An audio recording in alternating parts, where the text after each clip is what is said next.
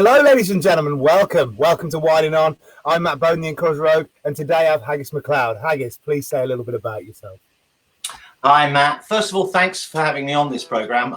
I've really enjoyed watching young people, and it's just been great watching old friends chat old stories. I think you've got a gem there, really. It's been great. I've been sat here for the last few days. I got challenged, funny enough, by Steve Rawlings to put together 10 photos, 10 days, no explanation. So I've been digging into all my old photos, and I am just surrounded by them in this office right now. So it's good. Yeah, I've been reminiscing about old times. Nothing else to do at the moment. Like us all. Excellent. Can you tell everyone a little bit about, if I know everybody's going to know who you are, but just in case, on the off chance we have somebody who I went to school with watching, or somebody who's not aware of the circus scene, so to speak, can you say just a little bit about who you are? I'm a very lucky man.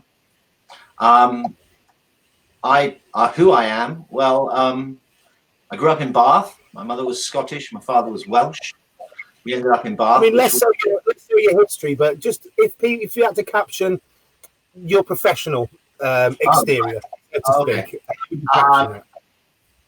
I'm known as a juggling teacher. I'm known for being in a double act called Haggis and Charlie in the 80s and 90s. And I'm now best known for running the theatre and circus areas at the Glastonbury Festival. Excellent, cool. And so, last thing to share, then I'll be giving you my full focus. Just the last thing before we get on to that. When did you begin? What sort of years are we talking about when you're starting your journey on performance? First time I ever stood in the street and juggled, I reckon, is 1983. Wow. Okay, cool. Clown juggling fire. I found the picture. I'm not showing it to you. So yeah, 83. I got into juggling. I mean, like Steve said, Steve's interview was so good. There were just things I was saying. That's what I would say. That's so true. I got into juggling. Why? Grew up in Bath, which was lucky because it had a very good juggling workshop. Probably the best outside of the Oval one that Steve was talking about. Why did you get into juggling? Because there's lots of activities you could spend your time doing. Why juggling? Well, in hindsight, I think it was because I was always fascinated with balls, spheres. There's a picture of me age 2 holding a ball, looking at the ball like I'm about to do a contemporary juggling piece.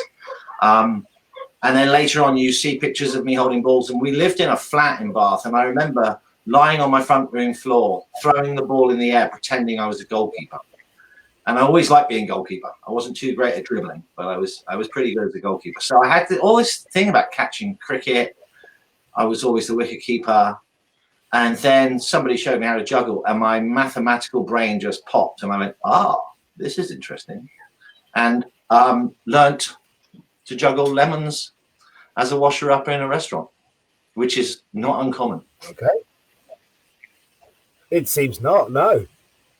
So what did you experience going to these workshops? And I assume you learned in the workshops as well as juggling lemons in a kitchen. Yeah. First thing I really ever did was I went to France and ended up working in a restaurant in France, and then working with gypsies picking the vendange, so picking the grapes in southern France.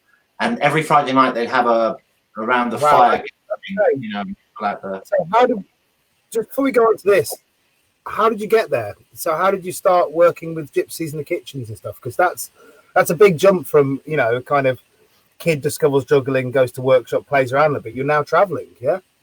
No, I learned to juggle when I was a washer-upper in a kitchen in a restaurant. So I was about 15, 16 at the time. Probably at that time I was probably 17, because then I quit the restaurant, went to France with the skill to juggle, but had never done anything with it. Then I was put, everybody had to do something on this Friday evening with the gypsies, and we were camped in what do they call them? The French apple, Golden Delicious. We were camped in an orchard of Golden Delicious apples, which was like, just give me more props. Oh. So I learned to juggle 3 balls and roll on a sideways turned oil drum. And that was my trick, age 17, 18. I don't think I ever really wanted to be a performer. I liked juggling a lot. I was addicted. As Steve said, you got to be addicted when you're young, and if you are, you do get good. And that's how I ended up in France that summer. So that was about the summer of '83, I'm guessing. Yes. Came back to Bath, got employed in another restaurant, was headhunted by the same chef, so went straight into a restaurant, and then discovered there was a workshop in Bath. Just before we go to the workshop, just before we go on to the workshop in Bath, what was it like being in this? So it was like it was kind of you were going on this holiday. You went to France.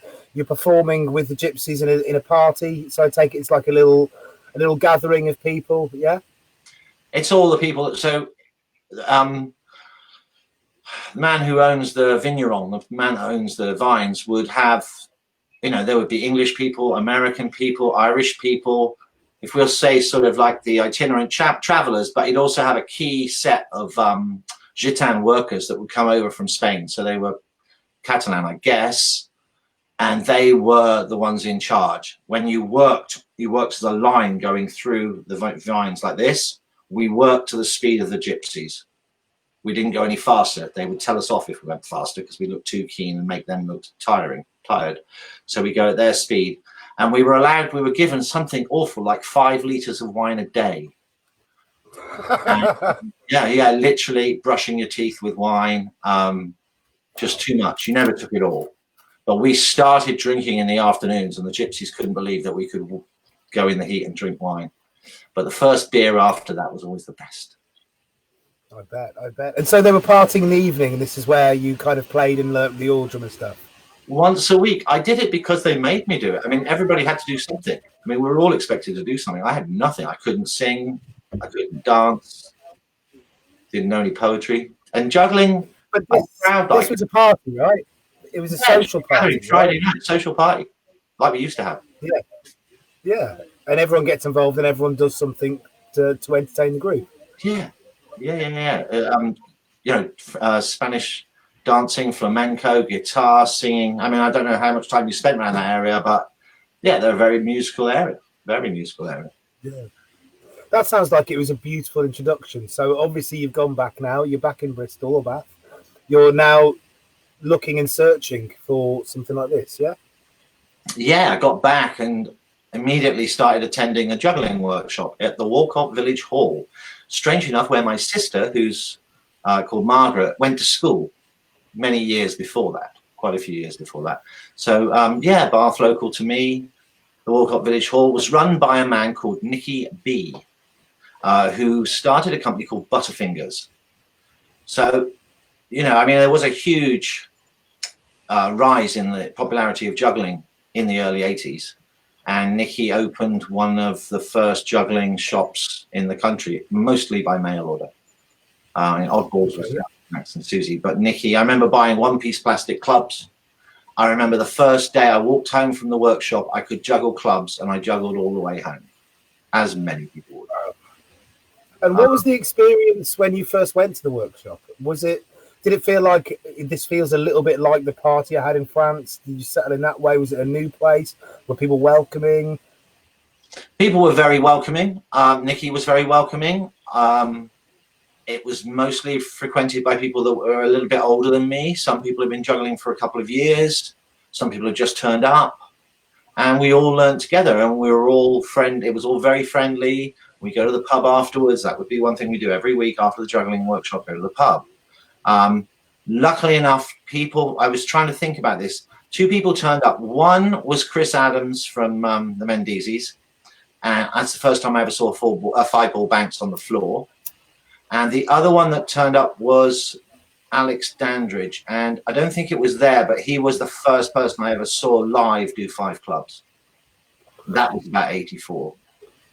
But we didn't have the internet, so the only place we would ever see any juggling apart from live would be through a guy called Karl-Heinz Ziethen, who lives in Germany, and had recorded a lot of the Russian style jugglers out of Kiev and Moscow, and tapes were sent round, hooky tapes. Me and Sean and several other people would have a look at these tapes, and they'd have all the great jugglers on them, and that's where you learn from. That's what people do. That's what I'm going to learn. And so did you study these tapes? Did you study the motion, the moves, the intricacies of it? Yeah. You know, some of the stuff was so grainy, it's hard to see what they were doing. Some of it was so incredible you could never dream of doing it. Certainly stuff with Rastelli and things like that. But yeah, I had my favorites. Bobby May I liked a lot. A Russian called Yevgeny Bilanjar, who many people would have heard of Sergei Ignatov as being the greatest Russian juggler, but a lot of the Russians in Russia would consider Yevgeny Bilanjar as better. And when you watch the videos, he does a lot more 3-club stuff, interesting 3-club and 4-club stuff. And when you say the best, is that technically difficult? Is that form? What do you think is? How do you judge the best juggler? Well, people have tried to work out who's the best juggler by videoing lots of them and deciding which one's the best, just mathematically on how they move patterns up and down. For me, there were, the Russian style, formal style of juggling. I'd seen a few, acts traveling around with Kotel's circus and stuff. It was what I liked. I mean, watching Ignatov walk around the ring doing 5-club back crosses was and still is astounding. That's the kind of stuff I wanted to do. Numbers. I was very much one of the things I've learned since I've been teaching a lot of juggling and watching how people's habits are. They work in spheres. Some people tend to work in a sphere, and some people are very happy. People who make chainmail, they make about that much chainmail a day. They spend their entire life focused here. Some people work on Diablo, Devil Stick, Cigar Box. They like sort of the human circle here. I always liked up high. I always liked throwing stuff high, big spectacle. When I used to do street shows, I had a very long roach pole with a very big ball on it. So we'll get to the street stuff. We'll get to the street stuff in a bit. We'll get some chronology, to what's going on. So you're in the juggling club. You're watching these hooky videos. They're being passed around. I take it this is a fairly early period in your development, and so you see these great guys, and then you start to emulate and learn and train. Can you just go through that process of skill acquisition a little bit? You see something, and then that tends to be where you follow. So somebody will do 5 balls. That's what I want to do. What does it take to be a good juggler? 5 clubs. Then you're a good juggler. Not true today, but in those days, no. 5 balls, you were a juggler. 5 clubs, you were a good juggler. 7 balls, you were a good juggler. And for me, that was sort of where I was heading in the 80s, working on 5 clubs, working on 7 balls. The next step up, I tried.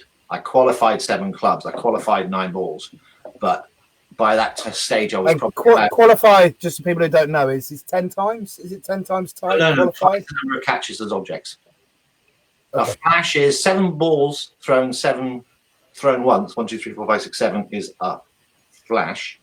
To qualify that in my book, you've got to do double the amount. So 14 throws with 7 clubs, which if you throw them up enough times, isn't really quite that hard. As long as you've got a fair pattern. So I believe people are inspired by what they see a lot of the time. Certainly me, you'd see a beautiful trick, you want to try and emulate it, or I'm becoming actually more, I'm trying to make up more stuff, myself. But in those days, it was very much that, I like that, I'll have a go at that. I never really wanted to be a performer. I literally was asked to go on the street and advertise Butterfingers with Nicky, and that was the first time. But then I was in the perfect spot. So when was that? That was 83, 84. We were doing the workshops. Nicky wanted to advertise. Go through that? Yeah. Nicky wanted to. I found the photo. I think it was the first time I ever went on the street. I had a white face clown makeup and juggled fire. It was to advertise the workshop, I think, in the local paper, and so we did a photo shoot for the paper. And what was that experience like for you? How did you feel when you were doing it? And well, the first time you stand in public and juggle 3 fire sticks, you don't feel very engaged with the public, because you sure as ain't looking at them. I'd never really been, outgoing in that way. So it was more like, here I am juggling, look at me. because I can't see you. You know, catch, they clap. Very not. It felt like I was just demonstrating. You know, I wasn't engaging with them. I put the makeup on to hide myself. So I guess, you know, I just wanted to be a sort of cartoony juggling character. I didn't really feel I needed to engage with them. I never had, like Steve said, that moment where you go, oh my God, I'm on stage. This is what I want to do my whole life. Yeah. I think make people happy is something I want to do all my whole life. You know. Yeah. It's good as. So what happened after this then? So you've had this experience of juggling in public. You've done the adverts. Do you go back to the workshop and think, well, that was an interesting experience, let's put that aside? Or I'm lucky enough, I was in Bath, so we had the Abbey Churchyard, and we had a few acts coming through. Mick, I can't remember his second name. Mick and Pippa had an act. For those of you watching, it'll be Institut de Jonglage, Tim Roberts, Sue Hunt, and Mick. Can't remember his second name, but there was a couple of juggling acts. Tim Batt was about then. John Lee was doing shows then. So that pitch was there, and it was like, well, let's have a go. Did you go and watch during? Did you watch street shows during your juggling workshop time, or were you watching them before then? Did you know they were a thing and you were interested? I only became interested in the street theatre aspect after I learned to juggle, when I saw it as something I could. I don't know if everyone else, Haggis, I can't hear you. Can you hear me? If everyone else has the same problem. You might need to log out, so just close the window and come back in again. It's not. So I can't hear you. Okay. Okay, so exit and then come back in again, mate. Yeah, I'll hold court. Oh, does it work? So we had the same. Oh, wow, we can hear you now. Okay, that's very strange. Something changed here as well. I've done nothing. Okay, so we're okay. We're good anyway. Let's carry on. Yeah, Bath pitch. I did a couple of shows with a guy called Craig Weiss, who I shared a flat with, who I was in catering with. And those were very, you know, we were just doing little 3-ball routines and comedy. And I'd already learned to ride a high unicycle, because that was de rigueur. Everybody learned high unicycle. Looking back on it now, I just did the easiest thing I could find, really. But I remember learning a unicycle in one day, literally. Put your mind to it and do it. It's an interesting skill to learn. It's an interesting skill to learn because you have to do it by feeling. There's things I can tell you to make it easier for you to do it, but there's so much that's down to, like trying to teach somebody to ride a bicycle. Most of it's intuition. It's a very steep learning curve from what I've seen in a lot of the circus skills. So it seems like they're impossible because you have to learn so much so early. Unicycle I found quite easy. I watch people nowadays learning steer wheel. That's quite hysterical because and it's all nauseous. You spend the first few months just getting over the spinning idea. You know, some skills are easier than others. Rolling globe is something I'll go nowhere near. I got onto a rolling globe once and I was like, I'm just not going to have that. Okay, somebody has phoned me, Matt. Yes, but I turned it off. Excellent. So we'll just throw so you did leave your phone there then. We had a little bit of a search earlier on. They're not up for a booking at Glastonbury this year, I can tell you that. Yes, yeah. So I worked with Craig. We did a few shows which were fun, and I did enjoy. And so did you when you were starting, why were you doing shows? Why did you go off your own bat to do street shows? I mean, it makes sense that you did it because you're in the juggling workshop and someone said, listen here, Haggis, can you come and do this? But you taking it on the street with somebody else is you actively going into it. There's got to be more of a reason for that. Well, you know how little, you make on the street, Matt. Did you hear me then? For some weird reason, my headphones switched off and then switched themselves back on again. So I took them on as your voice traveled down there. Okay. You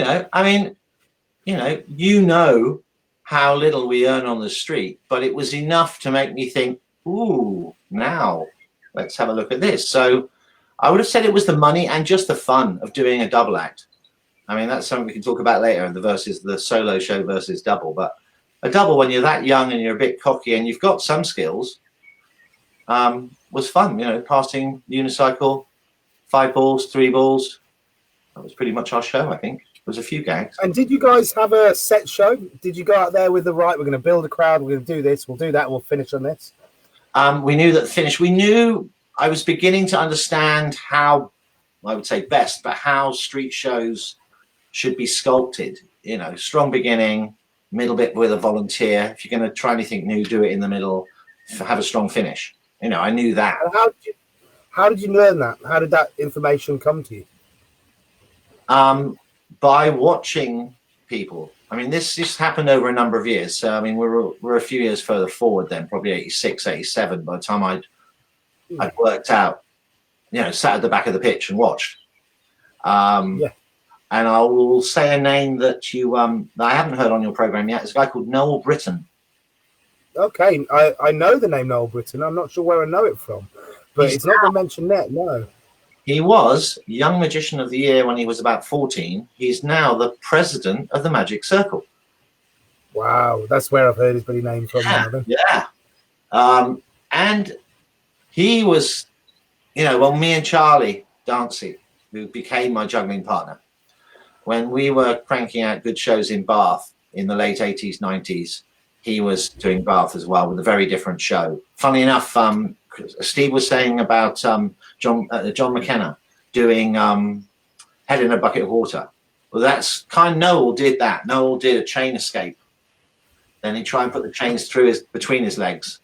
Then a countdown, then out of that. But he was a real lesson in appropriate effort. He knew how to pull a crowd with very little, just with you know, a dog lead, little furry raccoon, you know, little magic props he had, little magic tricks, which I'd love to tell you about, but they're too much his. I don't want to tell you really. Okay, so it's those ones, isn't it? It's those ones you go, I could do that. That's stupidly easy. You know, but he was very good, very good. Didn't have to do fire. Didn't go for the height. Did it on the floor. You know, in fact, he was on his knees for the finale. But he was very clever, and a lot of people respected him. And I remember Peter Post, who's another great street performer worldwide, and he came over to Bath to try out. He had a teeter board with a little teddy bear on, and he'd stamp the teeter board, and the teddy bear would go miles into a chair. Yeah. So I remember him trying that show out first time in Bath, and it died, and it died, and it died, and it died. And then I saw him later do it in Belgium or Holland, and it rocked. And it was like, okay, that's long he's worked on that. You know, good idea. And Noel helped him. But Noel was great. So I got one story about Noel. You know, he's a great talker, great at comedy, great character, extension of himself, really. And me and Charlie, it's him and me and Charlie on the pitch in Bath. And Charlie's gone off for something. I'm there watching Noel from behind. And Noel gets to the point where he's going to get the volunteer to chain him up. And it's a tiny little padlock. And the padlock breaks. Now, Noel, who normally would have a spare padlock, just didn't happen to have one. So I see what's happening. I'm grabbing a tenner from my hat, you know, rummaging around, trying to find that much. And I shoot over from Bath to Halford. And I'm in Halford, and I'm thinking, what's he doing now? Because I know his show backwards. What's he improvising? What is he going to do in this time? And I got back, and I got to the back of the crowd, and all I could see was my unicycle being held up with him with one foot on it, going, okay, after 3, here we go. You can't ride. He couldn't even ride a unicycle. He was just doing our lines. It was just funny. He just went through our lines on the mount. And I was looking at the back and just thinking, I'll just stay here a little moment. And he saw me. I came over. That was funny. Noel was good. Noel is still good. I haven't seen him for a while. But it's great and worth mentioning because he influenced a lot of people, certainly me, and I think a lot of other people who worked in Bath. Yeah. And that's good. Maybe we'll try and reach out to him. Yeah, you should. Bath, we were just so lucky in those days. It just, you know, we had one of the best pitches in the country. And in those days, there wasn't even a list. You just rock up, and if there was nobody there, you do a show. If somebody was there, you go on next. And then I remember getting to the point where you got fearful of doing the first show, because first one there would do the first show. That's how it worked. And you could probably start about 10:30, given the tourists are up and going by then. Yeah, so you're saying it was filling up over the time. Over the years, it became more and more popular. And it went through all the same dramas that other people have talked about in Covent Garden on how you sort out who goes on first, what, you know, list. So first of all, it was just you rock up first. So if you did the first show and it's only me and Charlie and Noel, that means then Noel's on next, and then it's me and Charlie again. But if you go to the first show and you haven't finished the first show, so therefore you're not entitled to the third show, and if 2 more acts turn up, you're not until 3:30 in the afternoon. Yeah, that was all right, and that was all right. We did Covent Garden a couple of times purely because people said we should go. John Lee was saying we should go to Covent Garden, definitely go to Covent Garden, and we did, and it was okay, but it was a long way to go for one show rather than staying in. The money wasn't any different, to be honest. No, I can believe that. Yeah, it wasn't in that time. Bath was a much bigger pitch than people see now. It was there were no tables and chairs. It was huge. So can I just delve into the growth of it? So much like Covent Garden, it seems like people like your Chris Lynams, John McKenna's begin working there. And then from the very late 70s through to this day, there's been a growth in Covent Garden of performers and the subscription of performers there. And it seems like you had the same thing in Bath, that you had this growth through the 80s. Can you hypothesize why that happened? Why you got this growth from the early 80s through to the 90s and onwards of subscription street pitches? I don't know. I think what was becoming known at that time as New Circus had a lot to do with it. Klutz had done the 3 bean bags. Juggling was, during that time, between 84 and 84 and 90, we did lots of children's TV as jugglers, because juggling was new on TV, as a lot of people did. Steve, Paul, lots of them. I think New Circus had become something. There was the opening of the circus schools changed everything in Britain.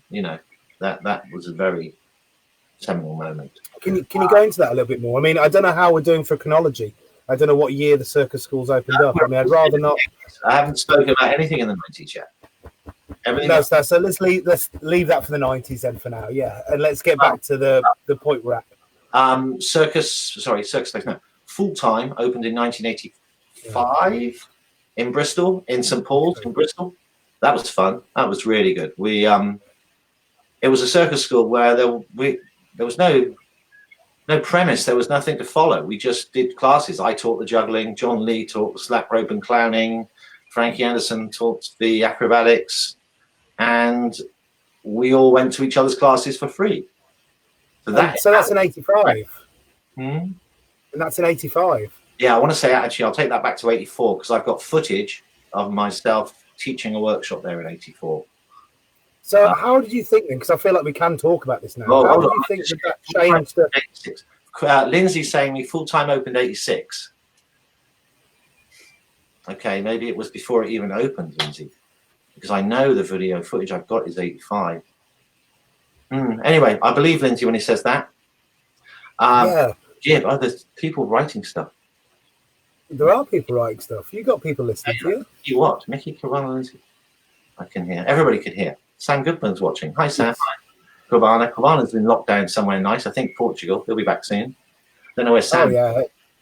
Sam, if you're listening, give me an email next year, would you? Cheers.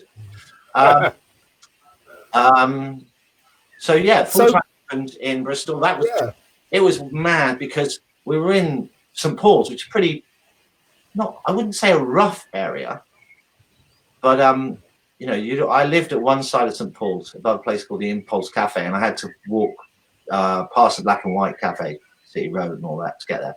So you come out of a workshop at 11 o'clock at night, you're looking over your shoulder, worrying about what might happen. So you carry a high unicycle home with you, because if you meet somebody in 11 o'clock at night and you're carrying a high unicycle, they're probably not going to steal it, and they just want to see you ride it. And that happened. So did you have that? Yeah. I used to take a unicycle home just so I could walk with a unicycle, so it didn't make me look like a normal person. And so how do these things happen? Do you get some go, yo, geezer, what are you doing with that? Hey man, what that thing there, man? What? I'm sorry if I'm offending a lot of people. I grew up in the Jamaican area. My first girlfriend was Jamaican, Her name was Sonia. She was 5 years old. I was about 4.5, 5, same age. And she was from Jamaica. And then sadly, she told me one day she was going home because her daddy was going to become a disc jockey. And wow. I told my mother, I said, I'm really sorry, but Sonia's going back home to Jamaica because her dad's going to be a disc jockey. And my mother said, don't be stupid. Don't be stupid. He's too tall to be a jockey. So it was more like, can you hold this while I have a go on your unicycle? And the answer would always be yes, carry on, have a go. Yeah, by all means, please don't kill me. Don't kill me. I'm quite happy to hold this while you're having a go on that uni. Yeah. So when you open the workshop, be it 86, 85, 84, there's two things I want to ask, and I'm debating in my mind which way I ask them. So one of the things is your personal experience being there, but also I'm really interested in how you feel that the circus schools change the broader society. So maybe we'll start first. How did it feel for you running the school? How was it personally for you? I had a good time. It was a practice space. I could use, I could juggle all the time. That's all I was doing, was juggling.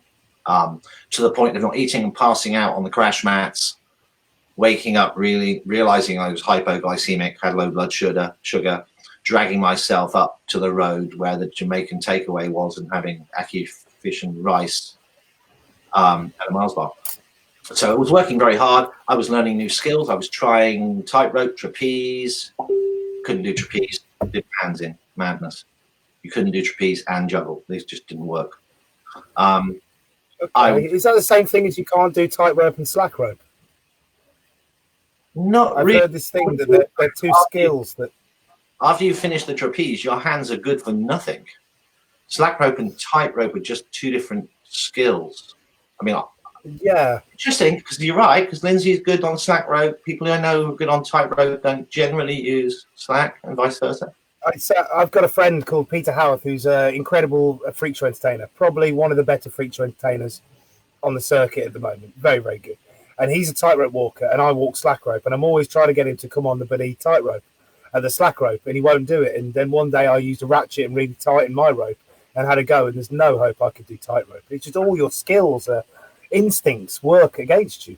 Yeah, the rope doesn't move on tightrope, so you've got to do everything. Yeah.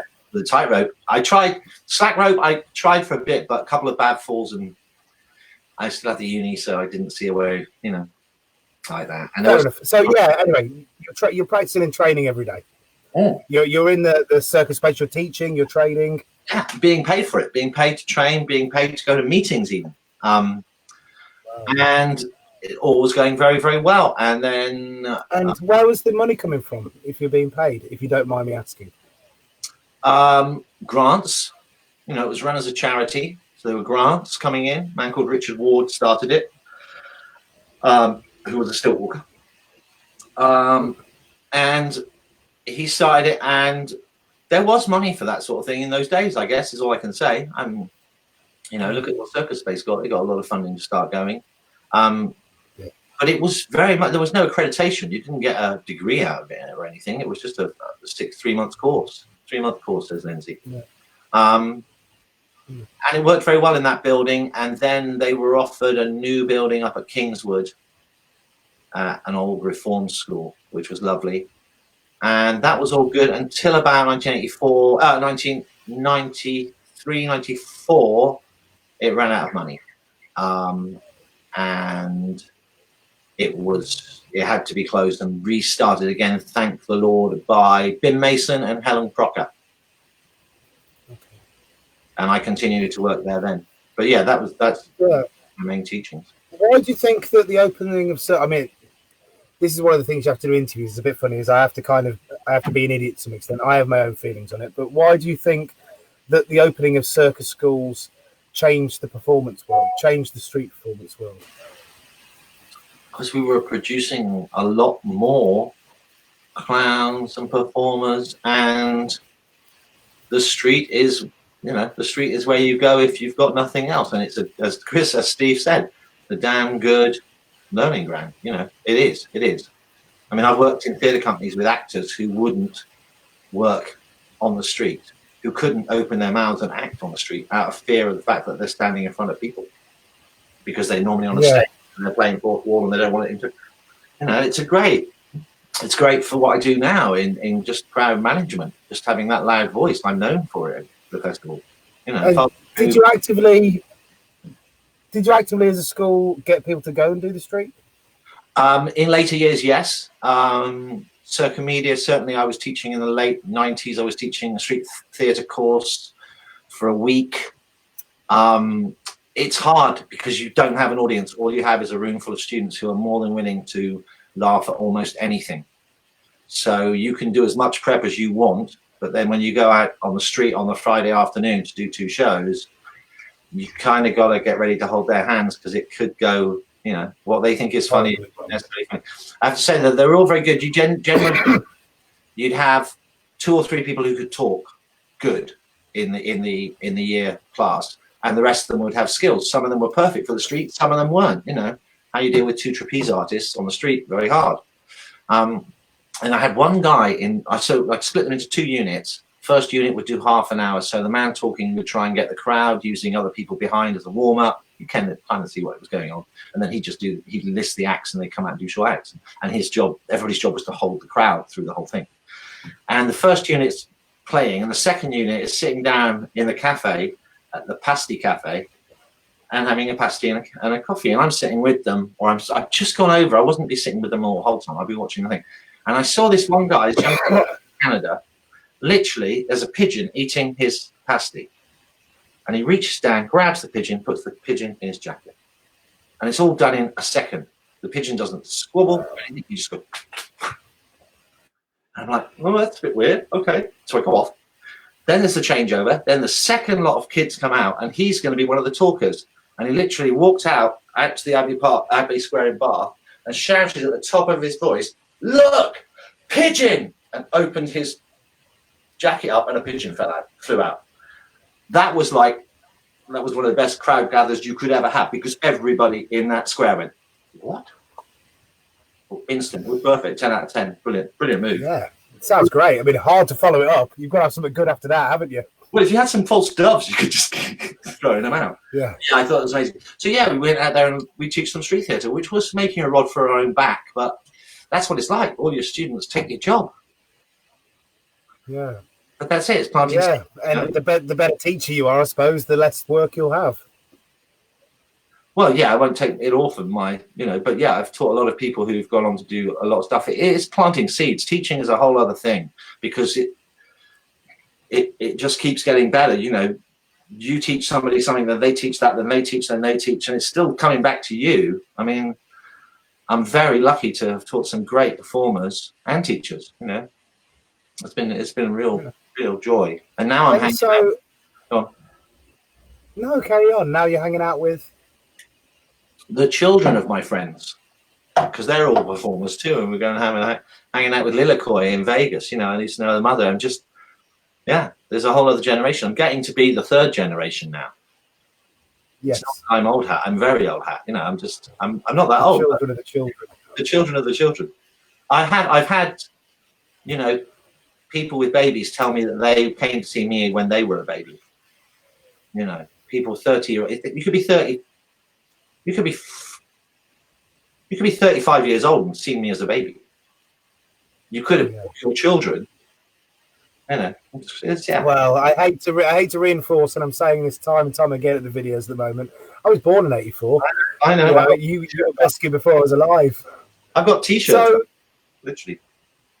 Yeah, literally. I can believe. I should have brought one. So you're teaching. Yeah. So you're teaching in Bristol. You're street performing still in Bristol and Bath, and we're looking at verging on the tipping of the '90s kind of time in your life. We're up to. Is that correct? A lot of stiff stuff happened sort of 85 onwards. Biggest thing that changed. Biggest thing. Carry on. We managed to get a booking as the speciality act in a pantomime in Bristol in 1985, winter 85, 86. That was me, John Lee, Charlie, Dancy, a guy called Ross, Pippa Tinnings, who used to earn Butterfingers, and John Lee, and Craig Wise. And so we were the special act in a panto that ran nearly 90 shows over 3 months. We were on equity minimum. We got our equity cards. We started reading, the papers, the stage, and we were then suddenly, it was like, okay, there's a step after this. We go and get more gigs. So from that back of that, we did New Faces, which was like a precursor to Britain's Got Talent. And what was the experience of doing that then? Just for people, because I'm sure a lot of people listening may have done Britain's Got Talent, and just for them, it might be interesting to hear what it was like in the decades before. You were never going to win. You were different. We were different enough, and we were funny enough that they took the chance on us. We did the auditions. They loved it. Why did you say you were never going to win? I don't think a special act at that time would have won. It was mostly singers. I mean, you can list them. Comedians, Lenny Henry, Monty Kane. Yep. I don't think at that time, even now, I don't think a special act would win something like that. I mean, boy with tape in his face. Sam Wills, he won America. Sam. Yeah, Sam maybe. Yeah, I mean, I have to ask you this. I mean, I have got good information that Britain's Got Talent is a bit of a setup. The trajectory of the show is known before they begin. Do you think it was the same thing for that? For New Faces? Could have been. I mean, the most nerve-wracking thing was doing live TV on a Saturday night from the Birmingham Hippodrome, and live TV, 13 million people. So that was really what most affected me, and I learned a lot from that. I really did learn a lot from that. And that was New Faces, 13 million people watching. Yeah, it was the biggest Saturday night. It was huge. Wow. It was huge. Marty Kane was the host. Barbara Windsor was on it as a judge. Barry Cryer was on it as a judge. And a lady called Nana Muscori, who was a sort of bitchy music writer. Simon Cowell of the operation. Yeah. She was the one that always hated the acts. But what I learned about that was that I was so scared. I tried to calm myself down to the point where I was uninteresting. I became just stay calm, which is totally what I would not do now. Some of the I do. So what was the sensation of? Because it's about 1/5 of Britain's population watched you that day. What was the feeling? I mean, you were nervous in the moment. Did you have a knowledge of the extent of your reach, for want of a better term, at that time? Yeah. I was nervous because it was live TV. I wasn't nervous because 15 million, however many people were going to watch it. Whatever. I wasn't nervous like that. It was just live TV. But as I went on, I did a lot more kids live TV, which it was live TV in a theatre, so you had an audience. Yes, yeah. So you got something to bounce off. They looked after you. I certainly didn't think we were going to win. I could have guessed the person that did win won. Who knows what happens? I mean, I think they wanted variety. They wanted variety acts, and there weren't that many. And we had a pretty funny routine, which it's tricky. If you're doing a half-hour show, you normally, as a street show, you've got time to embed the characters and the relationship as you go on and on and on and on. And you change the routines and you change, the characters and what their hierarchy is. But with that, you had like 10 minutes. That was, I think you had 8 minutes. It was very hard to sort of instill the characters and give them a chance for people to like them. And that was something we had no experience of at that time. And it's still hard now, even later on when me and Charlie were asked to do TV for just 10 minutes. It's a different act. It's a totally different script. Much more. And I mean, do you feel like we'll touch on that later on in the story, more of that development? Yes, we can. We can. Cool. So we're people. Yeah, I'm just trying to organise in my mind where we're going to go with places. Did people on the street see you? Did people come up and say, "Oh, you're that bloke off telly"? There was a heady time during 85, 86 where I'd done a couple of adverts. I did an Impulse body spray advert and I did a WDA advert. I did a couple of others, and it was horrible. I catering when we did the Babes in the Woods in '85. So I was living in a flat off of my earnings, doing street shows and from these adverts. And I remember lying in bed mornings thinking, I saw myself, I saw myself on TV 3 times yesterday. I know I've earned some money. I'm not going to get out of bed. And I didn't have to for that day because I know I'd seen. I mean, that was the days when you got paid every time you saw yourself, or somebody said to you, I saw your advert last night. Thank you. And how did you go about getting this work then? Did you have an agent? Yeah, I had an agent in Bristol. And I was going up to London for auditions. I was hitchhiking up to London for auditions. The majority that I got were ones where they put out to acting agencies asking for a juggler. And in those days, there weren't that many variety agencies. So it was literally straight actors who put I can juggle on their CV. So they were turning up and I was turning up and I was a juggler. So yeah, I mean, there's quite a famous thing, isn't there, for actors putting they can horse ride on their CV because you'll get gigs for it and then the poor sods have to go ride a bloody horse and they've never done it before. Yeah, not just the riding, but can you jump? Yeah, fine. Yeah, same kind of thing. I put horse riding on my CV. There you go. I could sit on the back of a horse if it wants to go along. It can. I don't mind. So yeah, I was getting a lot of stuff. But what happened was that I had a mortgage, and at that time I had a thing called an endowment mortgage. And don't ask me how this worked, but after I came out of the panto, I went on the doles. Only time in my life I went on the dole, and I went on the dole, and the dole paid my mortgage. Wow! I never asked for it back. And I still do not understand how that worked because I signed off the dole, and in 1987 I sold the flat with Craig and we walked away with the profit. And I was in the dole office one day and a Jamaican old school friend of mine is queuing in the next queue, turns around and goes, "Hey Ian, hey, saw you on TV last night, very cool." I was like, oh. The dole office in a Kaggle because I couldn't be, I didn't mind it in the street, I minded it in the dole office. But yeah, well, in the 80s, it was silly. People were carrying pots and pans and stuff like that. People had the bloody work gear on. People were coming in their bloody overalls going, "Can you hurry up? We've got jobs to go to." I hadn't been paid by it. No, I was still waiting for the money. So strictly I was signing on. I signed off the moment I had the money to.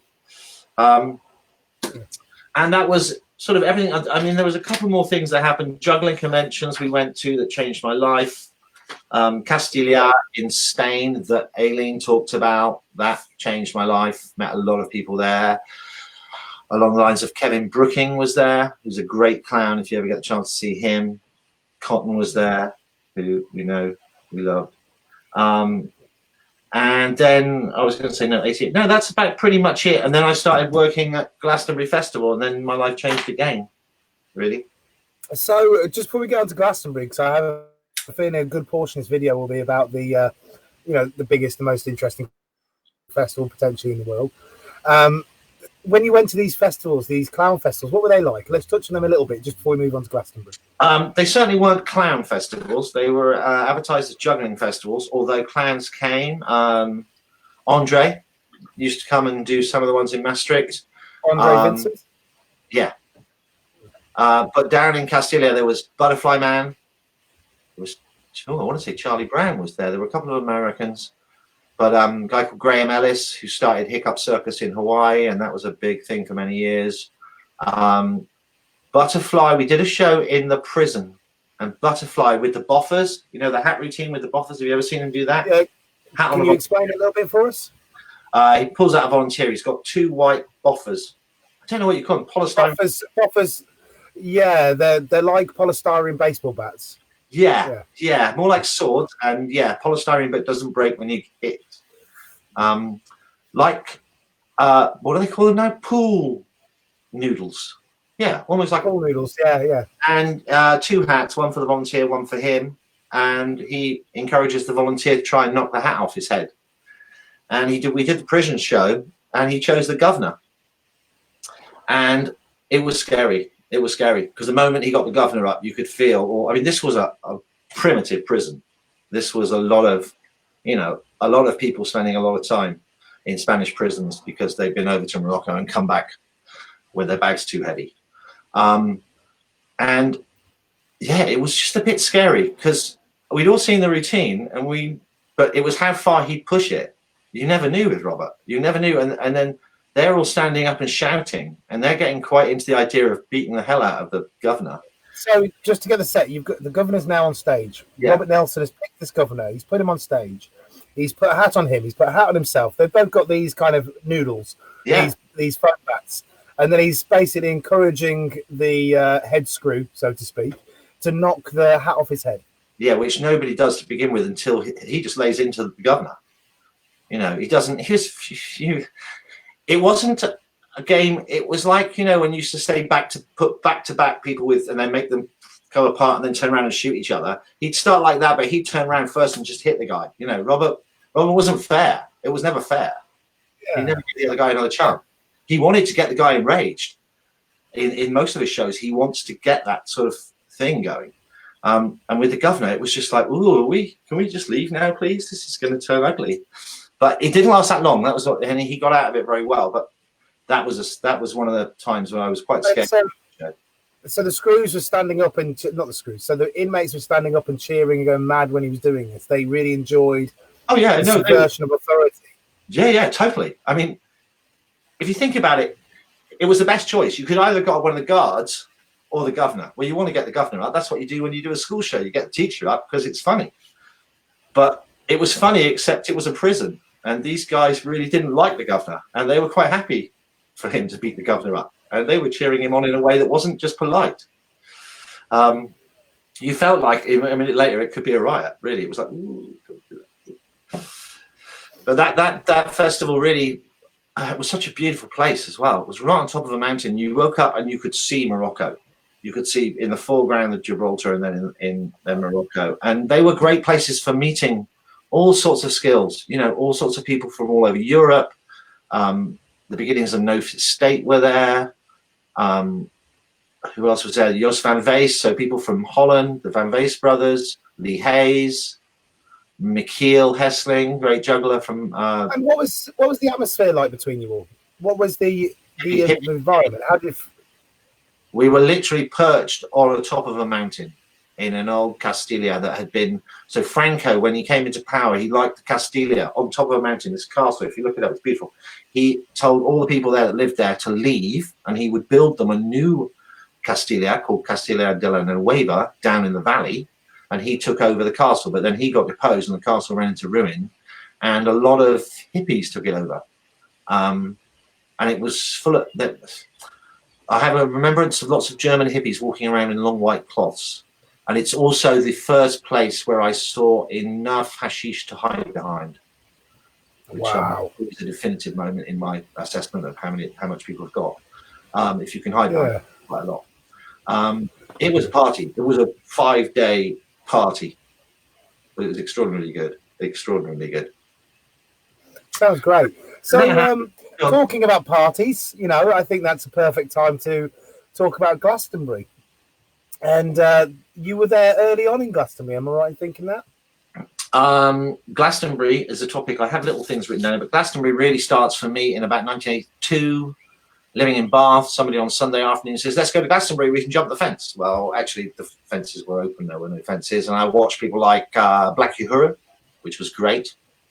Elvis Costello. So that was as a punter. We did that for a couple of years, 82, 83, 84. And so what was it like there with the open fences? Because I'm never going to get to experience a festival like that, I suspect. So can you just tell me what it was like? Don't say that, man. Don't say that. Well, I like that. I know safety concerns are different now. You know, as far as it was quite a Wild West kind of festival to begin with. Yes, it very much was in the early 80s. It was, certainly. I mean, as I went there on the Sunday, I wasn't staying overnight, and 83 was really wet, so it was only the Sundays. I'd been to Nebworth and seen Led Zeppelin, and I'd been going to concerts. I saw Bob Marley in 81 at Crystal Palace Bowl. So I'd been to big concerts before. I knew what they were like, so it didn't seem any different than anything like that. It was just local. And then in 84, out of the workshop that was in Walcott Street, came a thing called Circus Drop-A-Lot, which was just a group of us who did workshops and little shows and made beanbags. Charlie started making beanbags, and we were booked for Glastonbury in '84. One of only a few theatre companies at that time. And that's where I first came into contact with Arabella. Arabella, Churchill. can you just explain for people? Yeah, Arabella helped start the festival in '71 with Michael, and ran the '79 festival, which was the year of the child, and started a charity called Children's World in 1981. So she was a big part of Glastonbury Festival. And Charlie was doing the bookings at that point, because Charlie was the older, more mature man, and he's still the older. And that's how we roll. And he was doing the booking, so I never really got to meet Bella, and certainly in the first 2 years I worked there, I never met her. I saw Michael Levis walking around a few times, digging holes. That's, I think, where I saw Alexandrians do 5 clubs. That would have been the last time I saw the Mendizis. Who else at that time? Doug Orton. You talked about, Doug Orton and Original Mixture were there at that time.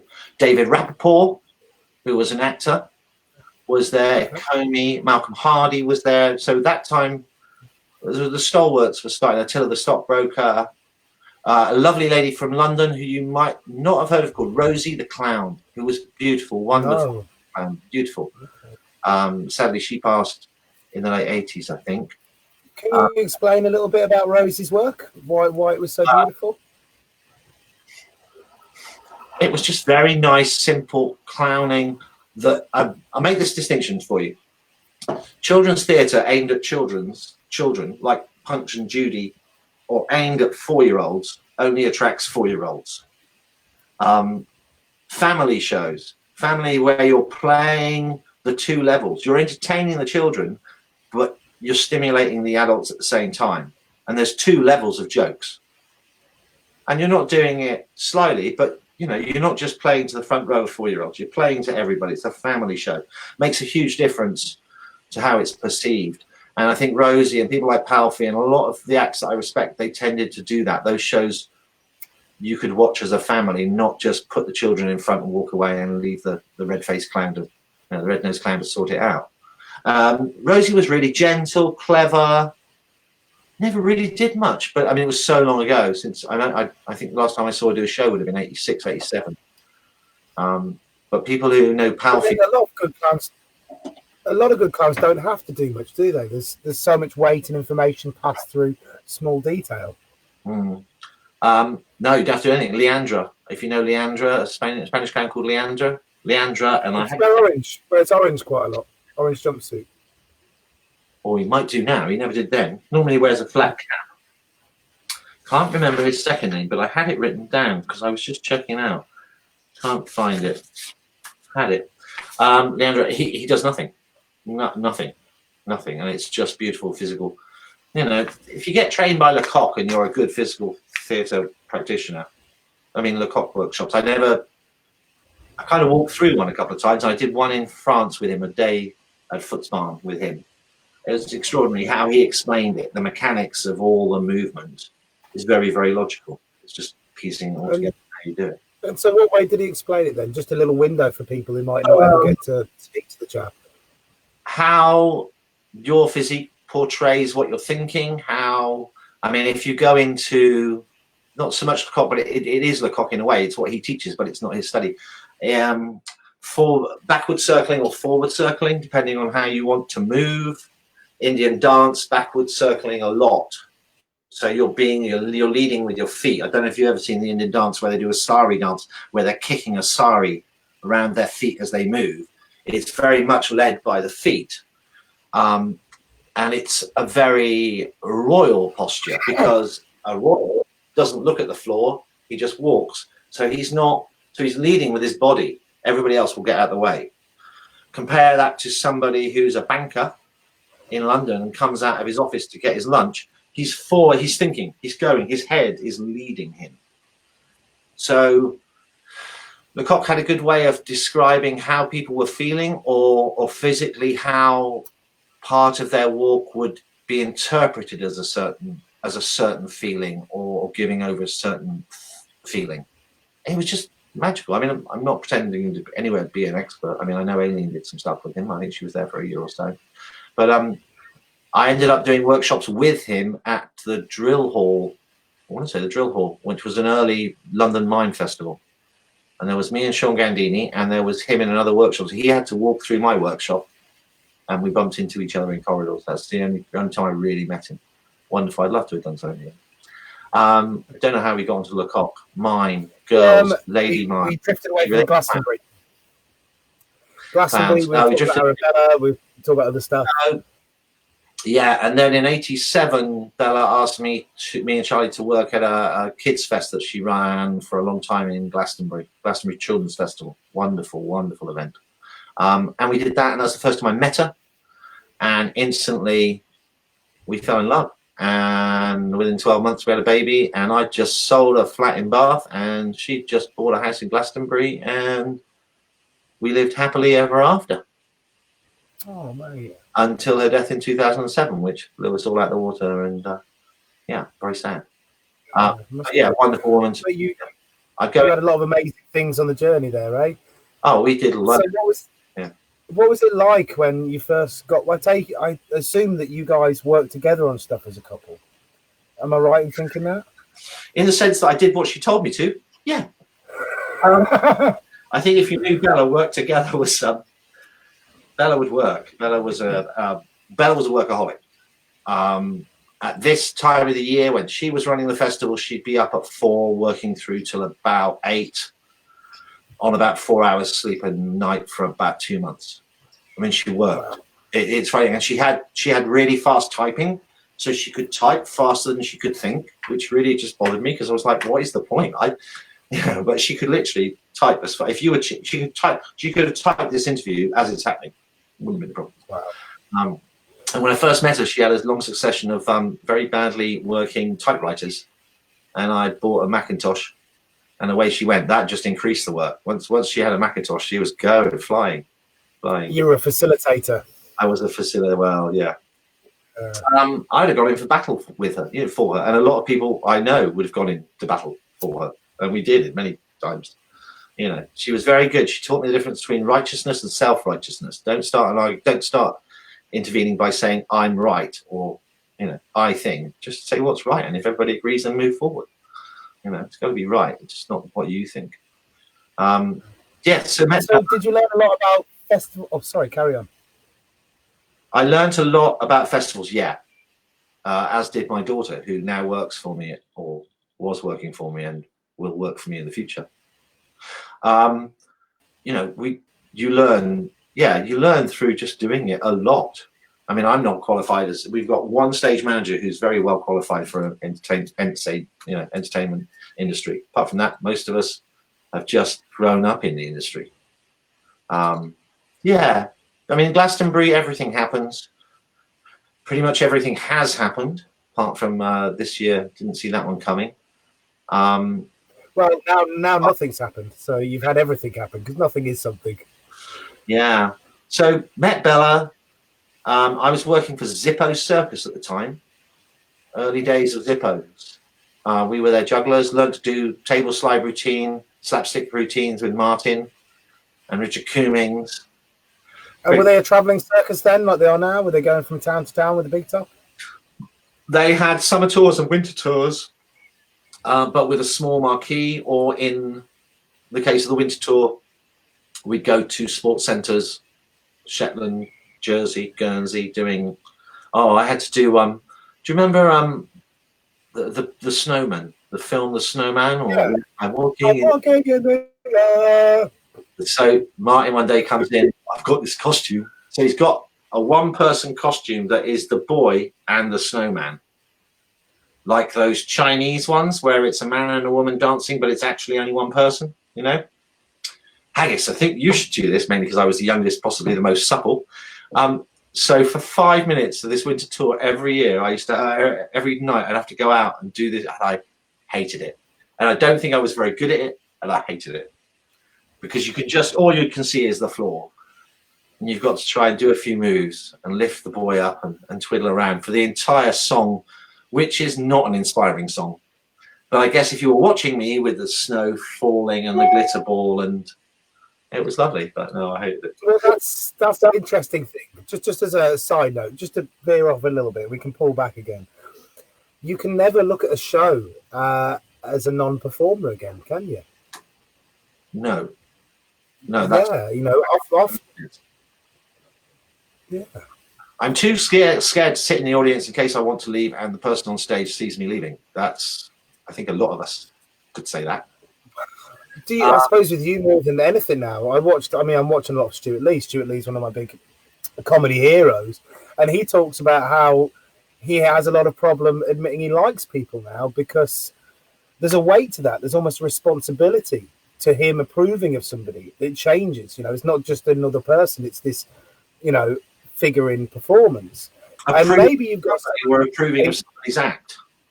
Approving of somebody's act, saying, yes, I like this guy. Suddenly you can't say it flippantly. No. Saying you like somebody's act does not mean you like that person. No, but what I mean is that it's your word probably carries more weight now than many other people's words in terms of the industry, so to speak. Do you know what I mean? Yeah. Certainly, if Sorry, carry on. Yes, I mean I've seen a lot of circus shows. I've seen a lot of street shows. I've seen a fair amount of theatre. I've been involved in theatre early in my career.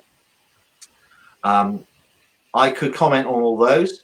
At Glastonbury, we have a poetry tent.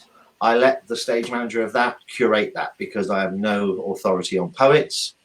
But yeah, most of the other stuff I take an interest in. The stand-up, the circus, the theatre, the walkabouts. But did you have to be more careful in the way you describe and interact about people when you sort of gained the position of almost authority in the industry by being the director of one of the biggest festivals for performance around? You always, there's a great thing people said, if you can't say something nice, don't say something. You have to be diplomatic for as much as you can be, and certainly honest if you can be. It's hard when people ask me for references sometimes, and Bella was very wary of doing references because you like to do them, but it's a bit embarrassing if you can't not write the truth. So you tend to say things like, I wrote a reference for somebody recently, not to do with performing, and I just described them as chatty, which they are. And I thought that's perfect for the job. They're doing their chatty. I couldn't write they talk an awful lot. I could just write they're chatty. Hope they're not. I do take it seriously, and I like to think I've got good taste in it, and I like to think my stage managers have got good taste in it. Sometimes I'll see something and I'll just say to the stage manager, "Look, you're taking this. It's not on video. This person." Windsor, Windsor. I do, yeah. Yeah. So Windsor's been on at me for ages to come back and do some comparing at Glastonbury, but he's useless at videos, useless at producing stuff that shows what he does. Now I love him and like him, and I've known him for years, and he's on pitches where I've just bailed and cried. He's just got me to stand up, go back out, and start again. Literally solo shows in Australia when it isn't working, when it's too hot or it's too sunny or they're just not stopping, and you're a failure. So you went to Australia? Yeah, did shows in Oz, did shows in New Zealand, did surfers. And when did you go there? Were you talking about the 90s then? Yeah, 90s. So once, a lot happened, and then I was lucky enough we went touring every year. We rent the house out here and go to Asia. Did a lot of AIDS shows in Asia for the Children's World Charity. I heard a story about something happening in Thailand. Yeah, you're on a vessel. You're on a vessel in Thailand. I heard a story. A vessel in Thailand? Kensburg? In the ocean. In the ocean? Yeah. Thinking about a shipwreck scenario? Oh, yeah. Sharks, I believe, are involved. Sharks, yeah. Shark Bay, yes. Yeah. That wasn't in Thailand. That was in Hawaii. That was on the northwest coast of the Big Island, at a place called Spencer's Beach Park. And we only laugh and joke about it now because nobody died, is, to be honest, truth. Yeah, some people went out on a whale watching cruise and didn't come back for 12 hours and spent most of that. Were you part of that? I was part of the. I was part of the failed rescue party because my wife was on the boat. Wow! And so what happened? We were there with a load of performers. Beautiful spot. And they went out in a double armored Hawaiian boat with a small sail. So the armors are the bits that stick out the sides. They went out on a whale watching cruise, which meant that they probably would have to go half a mile offshore, if that. And then there's big humpbacks everywhere.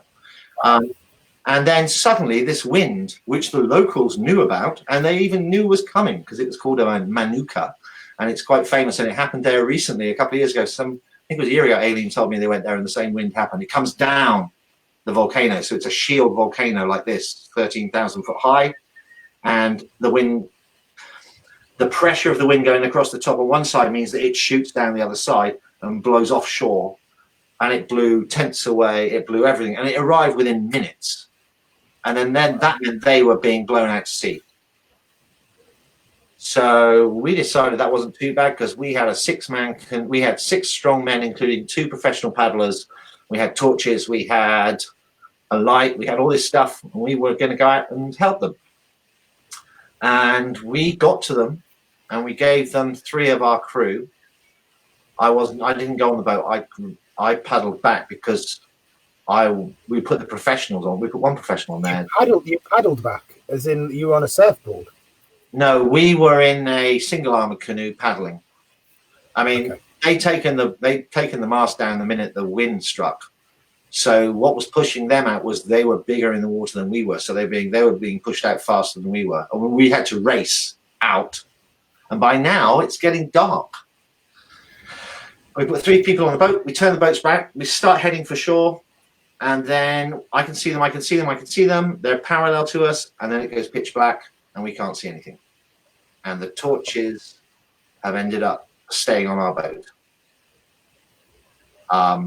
And yeah, it all got bad for them. Their boat broke apart. They were in the water for 13 hours, but they had life vests. Our boat got a rope snagged. No, we got picked up by a motorized catamaran that came out, and they got their ropes. They got a rope snag around their propeller in a massive sea. Wow. So going nowhere. I wasn't even in a wetsuit. I was in shorts and a t-shirt. So at one point, I just went and lay in the bilge to stop myself puking. Woke up in the morning, couldn't see anybody. It was dead calm. And then we saw this massive ship come over the horizon. And then we saw a helicopter. And then we saw a helicopter circling about 2 miles away from us down the coast. And we headed that way. By that time, we got the boat unfouled, the propeller unfouled. And there they were. So have you picked sorry, I'm asking questions that you're about to answer. Then they were all in the water, except one of them, who swam off in the middle of the night to go and get help. Wow. Okay. So we picked up 10 out of 11 people, including 2 of them were children under the age of about 12. One was 12, one was about 9. We picked them up onto the catamaran. Then a little tiny boat came from the large ship, which was US Navy ship, asked us if we were all right. And we said, well, we think the kids are hypothermic. At which point they went, well, you all coming with us or none of you are. And in the end, all the survivors of both of the boats went to the army ship. And the captain of the catamaran struggled with that back to port. And then we got picked up by the US Navy. And so the story I got told of circling sharks is a secondary addition to the story then? Only in the sense that right where this happened was a bay that nobody went to that was deemed Hawaiian sacred land called Shark Bay, which was known for tiger sharks. I mean, the area we were in is known for tiger sharks. I mean, anywhere there. And they are the ones that bite you. Yeah. Those are the ones that will bite you just for food.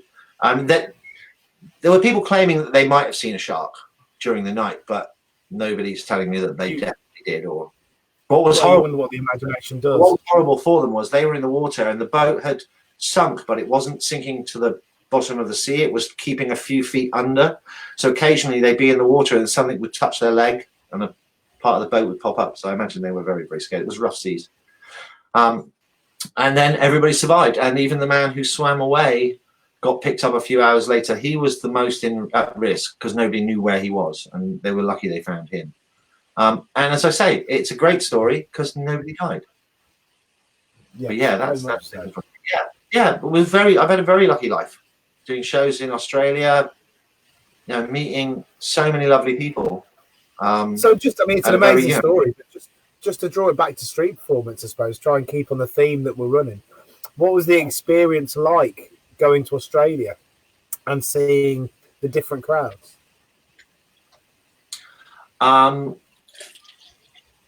It was a good experience. I mean, coming out of Haggis and Charlie and doing solo shows again was very humbling because it's nowhere near as good. Why did you split up then?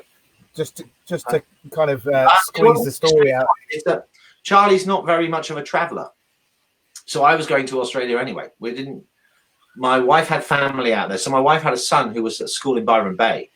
So we flew into Sydney. First time we flew into Sydney in 1989, I guess. First year went to Hawaii. Second year went to Sydney. Went to Sydney. Never been to Australia before. Got out of the airport at 6 a.m. Went to the beach coasters, beach breakers, the breakers apartments, which was a backpackers on Bondi Beach. Beautifully placed between a McDonald's and a Haagen-Dazs store, and you went into a lift and up. It was class. I turned on the TV, as you do when you arrive at a new, destination. Turn the TV on at 9 o'clock in the morning just to see what's on. And the first thing I saw was a picture of me on Casualty playing a policeman. That freaked me out. Literally, as the TV warmed up and came on, I was on the screen, having travelled halfway around the world. That's got to mess your head up a little bit, isn't it? What are the odds? Then went to Byron, where I'd already produced a video on Teach Yourself Juggling in the UK. So I want to say that we might be talking 1991. Walked into the kite and juggle shop in Byron, and there was a young kid behind the counter watching my video as I walked into the shop. And that turned out to be Shane Holcomb. So that was Space Cowboy, age 13, with dreadlocks. Who's become one of the most prolific Guinness World Record holders on the planet. Yeah, and a beautiful man. But it's so funny because he was about 13 and he said to me in Ballard, and said, I've got to go now. He said, I've got a flying lesson. And we said, we're going to go to the beach. He said, well, if you're on the beach and a plane comes and tips its wings, it's me. And yeah, about an hour later, we're on the beach. He comes down and tips his wings because his fat dad owned the flying school in Byron. But yeah, met a lot of people there. Hamish McCormack, who I don't know if you know, but Carnival Cinema there. Don't know if that's no, I don't. But there you go. You don't know Carnival Cinema? Ooh. No. That read right. It reads around, doesn't it? Yeah, well, it's backwards. But my brain's so we were having this discussion before we started the video that everything gets mirrored when you do the video. But my brain's almost readjusted now. Herbie Treehead. Oh my goodness. Sorry, I didn't tell you. There's actually a section in this where I do sponsorship. Okay, I see. And so everyone can buy that from any good distributor. There you go, Martin's book there. Martin's in an interview if we're going to do some advertisements. Yeah.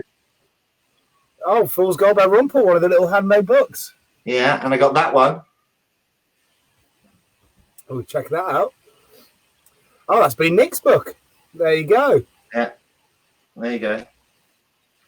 That's the start. There's a few more later. Fair enough. And remember, everyone, you can purchase all of those books, badges, and CDs from any good distributor. Sure as well. There you go. So yeah, I was very, very lucky. And then did solo shows. I guess you don't know a guy called Gareth who works in a thing called the Pitts Family Circus in Australia, but he's well known. No, I don't. Beautiful man, very multi-talented. I first saw him doing 13 years old doing Escape from a Doona cover. For those of you who don't know, Doona cover? This is regional. A Doona cover is a duvet cover, and that was 13 doing that. So yeah, I saw them all grow up.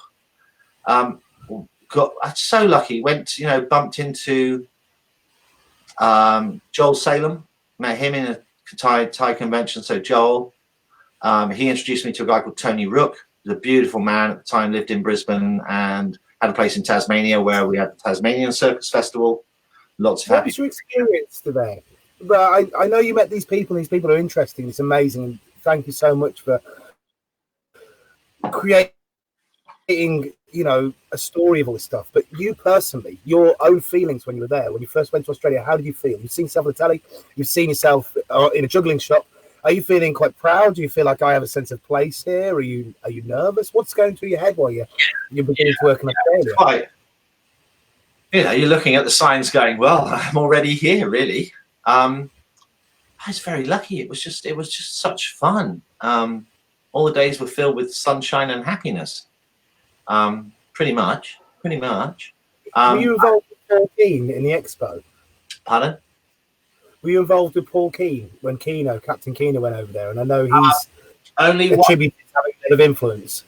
Only once did I met Keno a couple of times. I think he came to Glastonbury once as a guest for somebody. But the 2 times I saw him do street shows in Covent Garden when he was doing the wall run and turning on the pillars. And then 1 year in Surfers Paradise, I think it was the 2 or 3 years after Expo 88, I was doing shows there with Windsor. Who else was there then? I want to say AJ James probably was around then. But there was this annual volleyball competition between the street performers and the local volleyball players on the beach. And Keno just wasn't respectful. He kicked the ball if he couldn't get it with his hands, and they hated that. And then I think some of the locals started doing backflips in the sand. So Keno just ended up tumbling down the sand and making them look amateurish. He just had a way of, turning a nice situation into a possibly harmful one. Winding people up. Yeah, completely. Yeah. So didn't really. Am I right? Sorry, someone's just climbed on my boat. 1 second. 1 moment. Hey, everything all right? Yeah, well done, generator. Oh yeah. Sorry, guys. It's all right. So yeah, please carry on, Haggis. That's available through me. That's Glastonbury, the 50th year. All right, that's available through me. Thank you. By David Castle, that's available through me. There's you're back. Okay. Any opportunity. Cloudland, Judith Lanigan. Very good book. Okay, back in the room. Yeah, back in the room, mate. You carry on. No, I was just doing the sponsored break. I knew you'd leave at some point. I had it all prepared. My next door neighbours, I've offered to lend them my generator, and I've all the times to come and pick it up. But now is the time. I can hear 2 people discussing how to remove equipment from my boat at the moment, just in the corner here. 2 questions. You're not plugged into it. And secondly, when they plug it in, are we going to be able to hear each other? Yes, they're not going to run it. They're going to take it over to their boat. So it's being travelled. I'm not plugged in. It's all good. I'm running off the batteries. Cool. So where were you up to then? So we were talking about 90s. We were to the 90s. We were in Australia. One of the things I wanted to get to about that is I said a bit more about your feeling, and you said it was great. You said it was an amazing feeling being there. You talked about Keno. I know where we are now. Keno, from Paul Keane, Captain Keno, from what I heard, was one of the biggest influences in Australia for the growth of the Australian busking scene. As in setting the Expo 88 up and things like this. Am I right in thinking that? I would have said he was. I wasn't there in 88. I'd say one of the other people that would have been Andre, because he performed in that 88. I certainly saw what happened from that. I certainly wasn't there in 88, but what I saw was people like Forrest, suddenly high unicycle shows. It opened up. I don't think there would have been a Surfers Paradise pitch if there hadn't been an expo. I mean, people can't remember the guy's name at Surfers. Can't remember his name. Nick will remember it.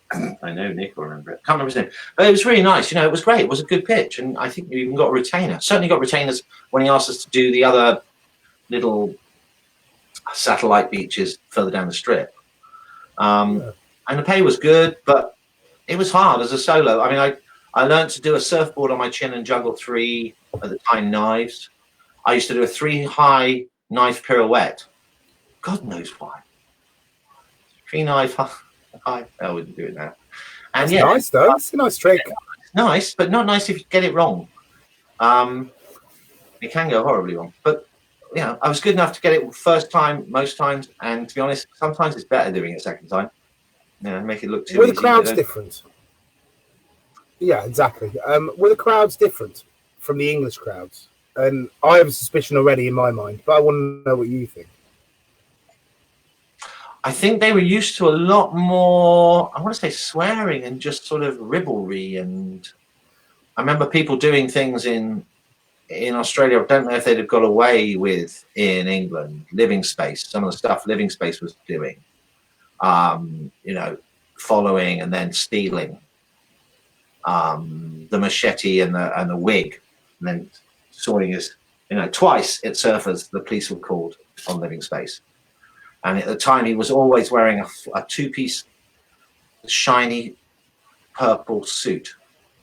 And even when he was identified as the culprit, he'd walk on pitch the next day in a shiny purple suit, and the police would have him. Twice. Once a woman had palpitations when he did so he had a full wig on over a bald head, and then he just jumped at somebody doing the back when he's doing the following and pretend to machete off his wig. And this disturbed an old woman so badly she had a little cardiac on the street. Wow. And taken away. And the second time he did the one where there's a girl walking towards him with a shoulder bag, and he does the arm into the shoulder bag, attempting to steal the shoulder bag, which he did to a degree until she stopped him. And turns out she was carrying the takings for the local shop in the bag, so she wasn't going to let go in a hurry, and she reported him for attempted robbery. Yes. Which of course it wasn't. It was fine, but there's just play. The crowds there were much more, you know, the shows were much more. Was the word robust on the edge of your tongue then? Hmm? Were you going to say the crowds were more robust? They were. I mean, in Bath, I'd only experienced tourists who were on a day tour. In Australia, it felt more like you were doing locals, and people were just dressed differently. The whole place, the smells different.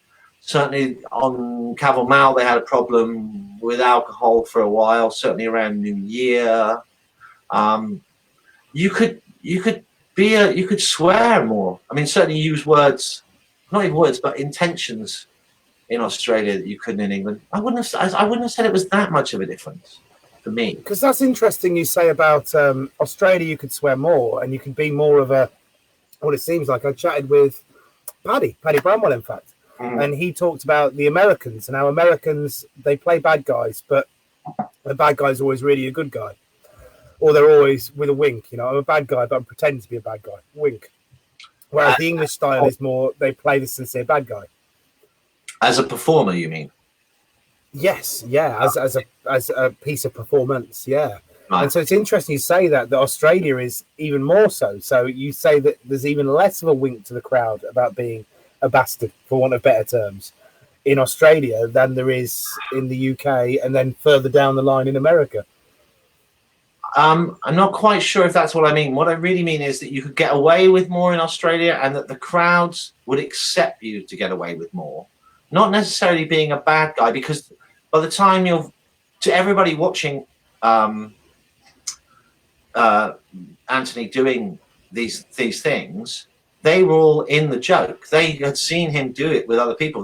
People would come out for their lunch and just watch Anthony every lunchtime. You know, that would be their lunch. They'd literally, you'd notice, if they knew he was on, they'd get their takeaway lunch and they'd sit and watch him. And as you know, it's not like me. You watch my show, it's not really going to change. Watch Anthony's show, anything could happen. And that's. Can you explain that a little bit, just for people who don't know? Okay, so my show was based on the fact that I was a juggler who ran away from the circus. So really, what I was doing was just a series of juggling tricks with one volunteer. I used a kid as a volunteer. Funny enough, I never really got on solo using adult volunteers. I much prefer children. And then I got quite good, at picking the children. So I would do that. It would pretty much be the same every show. Whereas Living Space would feed off what was happening. I mean, although he did have an act in place where he'd put the bandana on, get the guy to strip, he'd get on the guy's shoulders and doing knives. I mean, that's a big leap at lunchtime in a public space to try and get a guy in a suit to strip down to his boxer shorts, and then you stand on his head and juggle knives. So that was always where Anthony was going with that show. Didn't always get there, but that was half the fun. Sadly, he would get annoyed if the person didn't do it. I think he took far too much personally and in his pocket, because you can't blame somebody for not doing that. And I think he often blamed them for not doing it, whereas you're thinking, well, actually, I wouldn't have done that if that was me. Try and look at the times when you did charm the pants off them. Yeah. Yeah, you could get a lot. I mean, I can't imagine at that time that would have worked in England, for instance. Getting a suited gentleman out of and they would allow themselves to do that. But then you had Chris Lynham in the UK at that time, and I watched Chris's show, or I watched a part of his show in Covent Garden with Mattress Circus. 3 performers who were. Do you know Mattress Circus? I know. What's his name? Massimo. Yeah. There's Massimo. I used to drink with them all the time. I feel ashamed I can't really remember all their names now. There's Danny, Massimo, and Danish chap. I'm trying to remember his name. Really sorry, buddy. Really sorry. So Chris went with them to support them and just kind of do a bit of play. And I'd never seen anything like that on the street before. It amazed me. I thought it was incredible that he would be so sincere in his madness in a public place. He didn't hold back his punches at all in any way, and it blew my mind. And he was doing stuff like that in the early 80s, I assume. I saw him at Ashton Court Festival in about 1985-86, and all I can remember is him arguing with all the children. I mean, I think he did the firework. I certainly did the chocolate eating. I love chocolate. I love chocolate. But he got into this thing. The stage was set up, quite a big stage, set up behind a wood. So backstage was a wood that you really couldn't access, and you shouldn't be, but I'm sure people were going in there to do various things. And he'd get a kid who'd annoy him, and he got the kid on the floor, took one of his training shoes off, and threw the shoe in the woods. And said, go and get that. You go and find that. So the kid goes off, he carries on the show. Kid comes back in tears. I can't find my shoe. My mum's going to kill me. Right. Finds another kid. What size are you? Takes a shoe off of one of the kids, gives it to the other kid. And that's his running gag, is just all these kids. He's wonderful, though. I watched him at Glastonbury a couple of years ago. He's just very good at pushing the boundary without overstepping the mark. I must admit, that's what I wanted to see for Glastonbury, because the last thing I want to do is say to him, Chris, that wasn't very good. Nothing worse than getting a few bad comments from the audience. And I know he's a risky performer, but he kept it well within the boundaries at Glastonbury. And I think he's just very good at play. He, even with the kids. Now, I don't know if you do that now. I wouldn't be too happy if he was doing that. It'd get them into tears. But no, he was very good and very in their face. Well, I suppose this is an interesting point just to roll on to is you said you wouldn't be happy with making kids cry in Glastonbury. And so as a performer, I quite like the idea of conflict sometimes. That's not something you want to see there as a booker, I assume. You want people to all be happy. You don't want a piece of work which will upset or disturb or annoy people. For example, like a piece of work that speaks about fascism and singles someone out in the audience and makes them feel uncomfortable, like a show I saw in Edinburgh many, many years ago. Had a very near similar case with a good friend of both of ours, actually, who I can't mention on here, but I'll PM you later. It's difficult when somebody's a friend and you get a report of them doing something and you're going, it doesn't sound like them, and then they admit it, and you just got to go through the right. Oh, hi, Paddy. I see Paddy's on there. We got retainers for surfers. Thanks, Paddy. Glad you're listening, Paddy. But you can't please everybody all the time. And when you say something to somebody, you don't know what their personal position is, what their personal life's going through, and you may hurt them. I would agree that I don't want to really promote or produce anything that is politically challenging. That's not theatre and circus job within the framework of Glastonbury. There are other. And it Why is that? I mean, I'm not challenging you on it. I'm just interested in hearing your thoughts on it a bit more. If you've got something political, there are other tents and places at Glastonbury where you can voice that. I just think that from what I'm trying to do is to make something, because it's a festival, it's generally happy, feel good stuff. I mean, it can be poignant, but I don't want it to be rammed down people's faces that it's obviously, you know, it depends. You don't want it to be 13 brag acts. If I saw a theatre piece that I liked, if I felt I could get away with it, I would. If I didn't, I'd check with Emily and Michael. I once booked a Palestinian theatre company, and I was told that I had to book an Israeli one, which I did.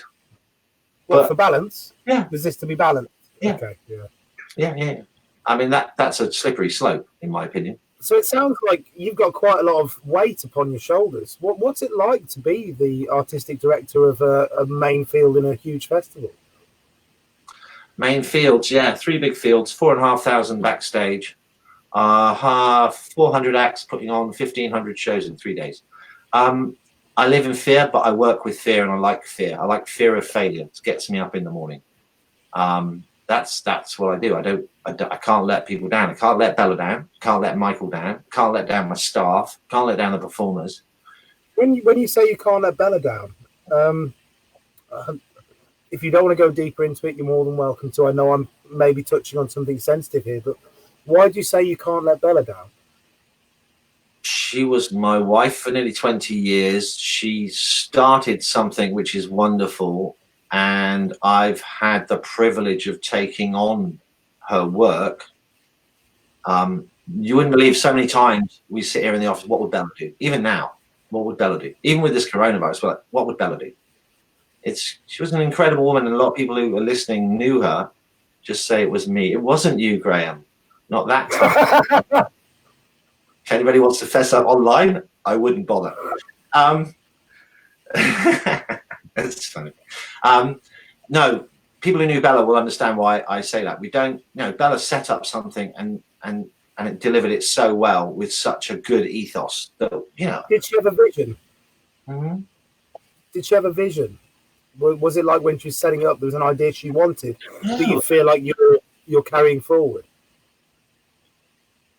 I don't know if she had a vision. When you look up sort of how she writes in the sort of when she talks about her past, the year of the child was 1970. So 71. I'll tell you how Bella got involved. I'll just do a little backstory. Bella was Winston Churchill's granddaughter who became Deb of the Year and then dropped out in that whole spectacular hippie thing from a privileged family, dropped out. Ended up living in London, running a soup kitchen, hanging out with the 101ers, who then became the Clash. So somewhere during our relationship, she suddenly said to me, "Oh, the Clash. Oh, I think I bought them their first PA." And then I had the privilege of meeting Joe Strummer from the Clash. And I said, "I'm Haggis Churchill's husband." And he went, Arabella, she didn't say anything about 500 quid I owe her, did she? And literally I went, "No, she didn't, but she does run a children's charity." And I got a signed check from him, from Casbah Productions. How cool is that? And he paid the 500 quid back to me. I thought we should have asked for interest, but wasn't going to be too cheeky. Yeah. So she lived an amazing life like that. She got involved with the 71 festival.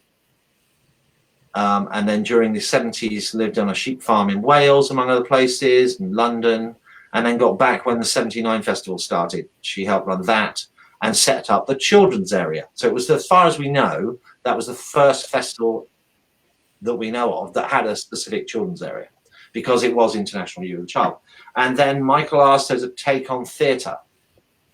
And she didn't know anything about theatre. This is what she writes. She didn't know anybody. So she rang up Time Out and asked who she should book. So European Theatre of War, Malcolm Hardy, that began a long relationship with Malcolm Hardy, where he would recommend acts for cabaret. And he was, do you know who Malcolm Hardy is? I know the name. I'm trying to place it in my mind.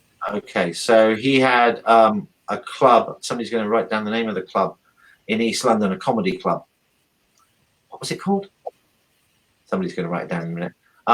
And he was very, very, very funny performer. You've probably seen the balloon dance done with 3 naked people, him, Martin, Stone, people like Yes, that. I have. Was he famous for cussing off the people so he'd go, well, they were shit, and then introduce the next person? Yeah, you'd be lucky if you got a good intro, and you'd be lucky if he was actually sober or had any clothes on when he was doing that. He loved a kid with a pint. And I'll tell you a funny one of Malcolm Hardy. So have you heard of a guy called Mitch Benn? No, I haven't. No. Okay, he's not a street performer now, but he does a lot of stuff on Radio 6. He's an instrumentalist with a guitar, and we had a stand-up comedy competition at the festival, and he won it. He was a not known person then, and he won it. He's gone on to do a lot of stuff on radio, especially. So in our green room at the back, behind the stage, where we have a little tent, shabby little thing, there's me and Stompy. Now, you've heard of Stompy. I've heard his name mentioned multiple times. He's another one you should get on. The face of penile cancer. That's who he is now. Is he the guy who did the show about having a penectomy? Yeah. I read about thoughts about that. Yeah, what an incredible show to do. Oh, he's lucky. But I read an interview with him recently, and it was quoted him as becoming the face of penile cancer, which I will always now think of him as. But bless him, he's lovely and he's doing great, I think, at the moment. I agree. A wonderful thing to do. Not many people want to talk about the fact that they've had to have their penis cut off because of cancer, and apparently it's very common. Apparently it happens all the time, but no one talks about it. I don't know how common it is, but yeah, I guess it does happen to people. But yeah, he's just done I think he's done a documentary that's going out. I spoke to him a while back.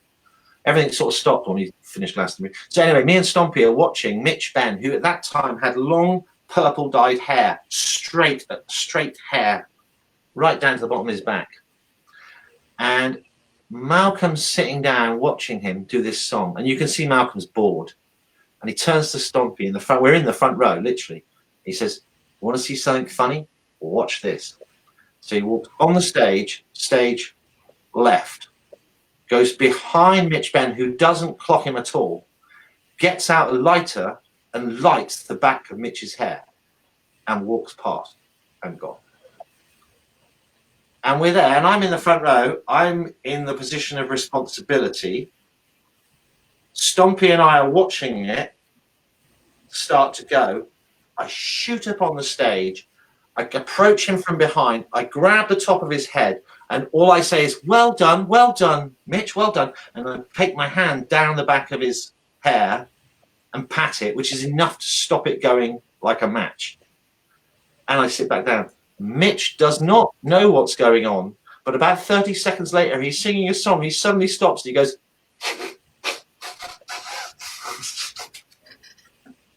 and that was Malcolm. Malcolm would do nasty things. I mean, he wasn't stopping. He wasn't running back. Would have been me or stopping. It was me. I mean, that's a funny story, but if you see that in first hand, it's quite mean. It's quite a mean thing to do. Yeah, it was a very mean thing to do. Yeah, I think it was. Yeah. But so's introducing somebody saying, "Oh, here's some more bollocks." Well, once again, watching Stuart Lee, I've watched a lot of him recently, trying to, absorb hopefully some talent from the show.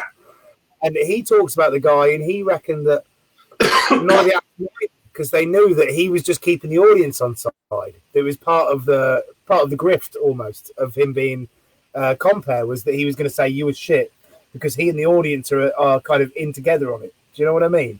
Yeah. I mean, it's a yeah.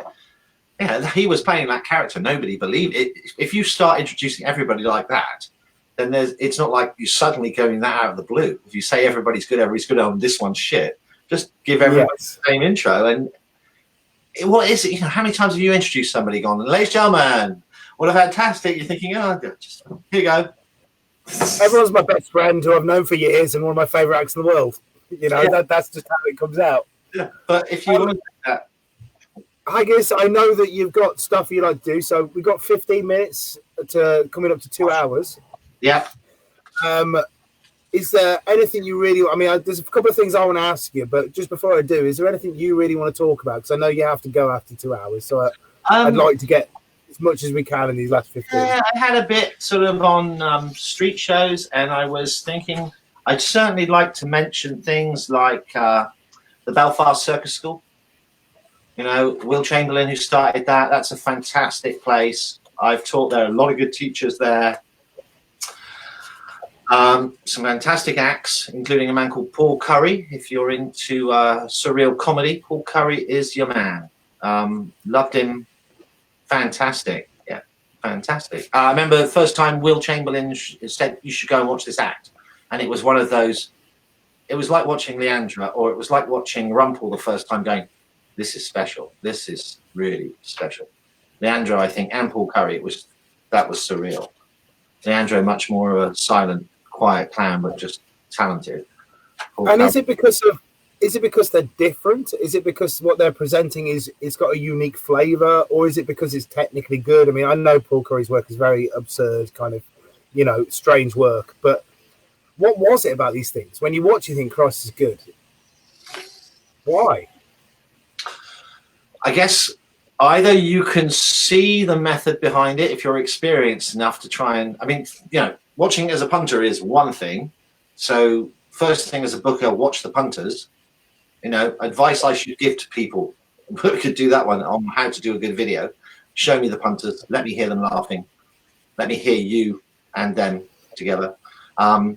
So, you know, somebody like Leandro, you're just thinking, well, where did he learn this stuff? Because it's very Lecoq sort of run stuff. I don't know if he went to Lecoq, in fact. But so he like that, it was just a masterclass in movement you were appreciating. With Paul Curry, they were all laughing, but it was, where is his brain making these massive leaps, you know, and a surreal brain like Dali-esque, you know, leaps of understanding panda hands and all. It's just like, they're not sequential. This is just madness, and it's beautiful, and I love it. Other people do the same thing. Rumpel in his heyday, bless him, Rumpel. You know, just it was crazy. It was crazy, and he used to do really good skills, which unfortunately he can't do so well now. I saw him do a unicycle hopping with 1 foot, juggling 4 or 5 balls in one hand. Still reasonably good. That was a couple of years ago. Couple of years ago. Yeah. That was a couple of years ago, Boomtown Fair, yeah. Oh, okay. So he's got some, you know. Yeah. Where were we at? So yeah, I think I can't, as you said, I can't look at it as a punter anymore. I look at it as a booker, and I generally the worst sorts of videos I get are people doing their act with music over the top. And they don't show the audience, and it might not even be a show. It's just very hard to tell how the pace of it works. I mean, I can see the tricks and tell if somebody's got good tricks or whatever they're doing, the standard of their skill sets. But unless I can actually hear that audio, I can't hear what they're saying. I don't know what language they're speaking. I don't know if anybody's actually listening, the rhythm of the way they talk. You know, you never know what they could be talking. And it's not about the quality of the video. It's just do it on a simple video. But for a booker, that's really... Just for people that don't know, Haggis, being the artistic director for many fields in Glastonbury, gets sent a lot of videos every year from people wanting to perform and get a space there. And so Haggis is talking about, when he's watching these videos, the qualities that he looks for and for the kind of the pitfalls of it. Am I right in that? Yeah, absolutely. And it's a crying shame sometimes. I just go, oh, just get, you know. There was a street performer in... I know. I said, I know this. It's so hard to, particularly street shows. It's hard to capture that thing on camera. You know, most of the beautiful moments happen incidentally. Yes. How do you? But it's not the beautiful moments I'm interested in. It's the show. I know that I can tell if it's going to have beautiful. I just want to know more about, you know, honestly, if it's got overdubbed music, and some of them are really badly boring on loops, and it's just the skills in a park, that's not the show. A guy called Michael, and I don't know his second name, he was a Dublin street performer, and he told me he had a great show, and I watched some bits that he did, and I just said, go onto the pitch, get your camera on a tripod and film the street show. And he did, and he sent it to me, and I just watched it at speed and went, yeah, It's totally. You can see it. He's gathering a crowd. He's got that. He's got that. I mean, I He can. knows how it works. Hardest thing doing a street show. The hardest thing was gathering a crowd as a solo. With Haggis and Charlie, it was easier because I would warm up 5 clubs and Charlie would talk to them, which was pretty much the whole show anyway. So yeah. Are you fairly individual as a booker with that? Because I see that a lot of bookers, or at least I assume, because I've always been terrible at this stuff. I'm a street performer through and through. You know, I like the idea of walking to a square and be able to do a show, and that's kind of the sum matter of things. But it seems a lot of people do these 3-minute short videos. Editing is all bam, bam, bam, you know. You're one of the only bookers, I think, that someone's turned around to me and said, send your entire show to this person. They may watch it. I was suggesting that he filmed it all because it's probably easier on his own than filming bits of it. I guess it was just an idea of a lockout. I wouldn't necessarily need to see a whole show. But someone literally told me, they said you can send your whole show to Haggis and he'll watch it. And I think that's not common as bookers go. You can send your whole show and I will speed watch it. I'm very happy at watching speed watching shows. Yeah, it just, you know, it's changed a lot now. In years gone by, it would be video cassette. Well, to start off, it was videos, and then it was CDs, and now everything's online. I don't get very little post anymore, really. Well, sure, that's made your life a lot better. You must have had a room full of cassette tapes at one point. I still have got quite a few of people that we've even talked about. I've still got their cassettes here and their CDs, and yeah. 3 minutes is fine. 3 minutes is fine. I mean, you know, some agencies want. The worst thing I see is sometimes when people have spent a lot of money and time on the production of it, and it's a beautiful piece of filming, but it just doesn't impart the show. I suppose that's what it is. It's a beautiful piece of filming. Yeah, and people like that. And for me and Charlie, I remember when we used to do videos, it was all about, make us look good on the video. It's actually, that's not what the booker needs. The booker needs to see the audience and hear you talk and see that rapport. Yeah. But go on. Sorry, Haggis. I know you want to do 2 hours, so I'm just doing my best because I know you've got stuff you got to do after this. You've got to see the family, other kinds of stuff. You can't be like me and Graham and just get drunk all bloody night long. No, I'm not going to be getting drunk all night. I might try an hour window. Fair enough. So we've got 8 minutes left, roughly. And with those 8 minutes, what I want to kind of peer at now is what is it like to be an artistic director of a big festival personally for you? What's your life feel like? What's the experience like?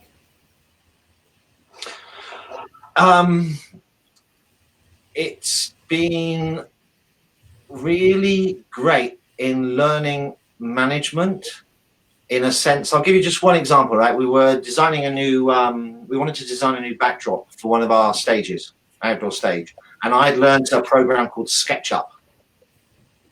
Brilliant. It's like a poor man's CAD drawing. Brilliant, easy. And I drew this big stage up on SketchUp, you know, a couple of months before the festival, handed it to the scaffolding boys, never heard it again.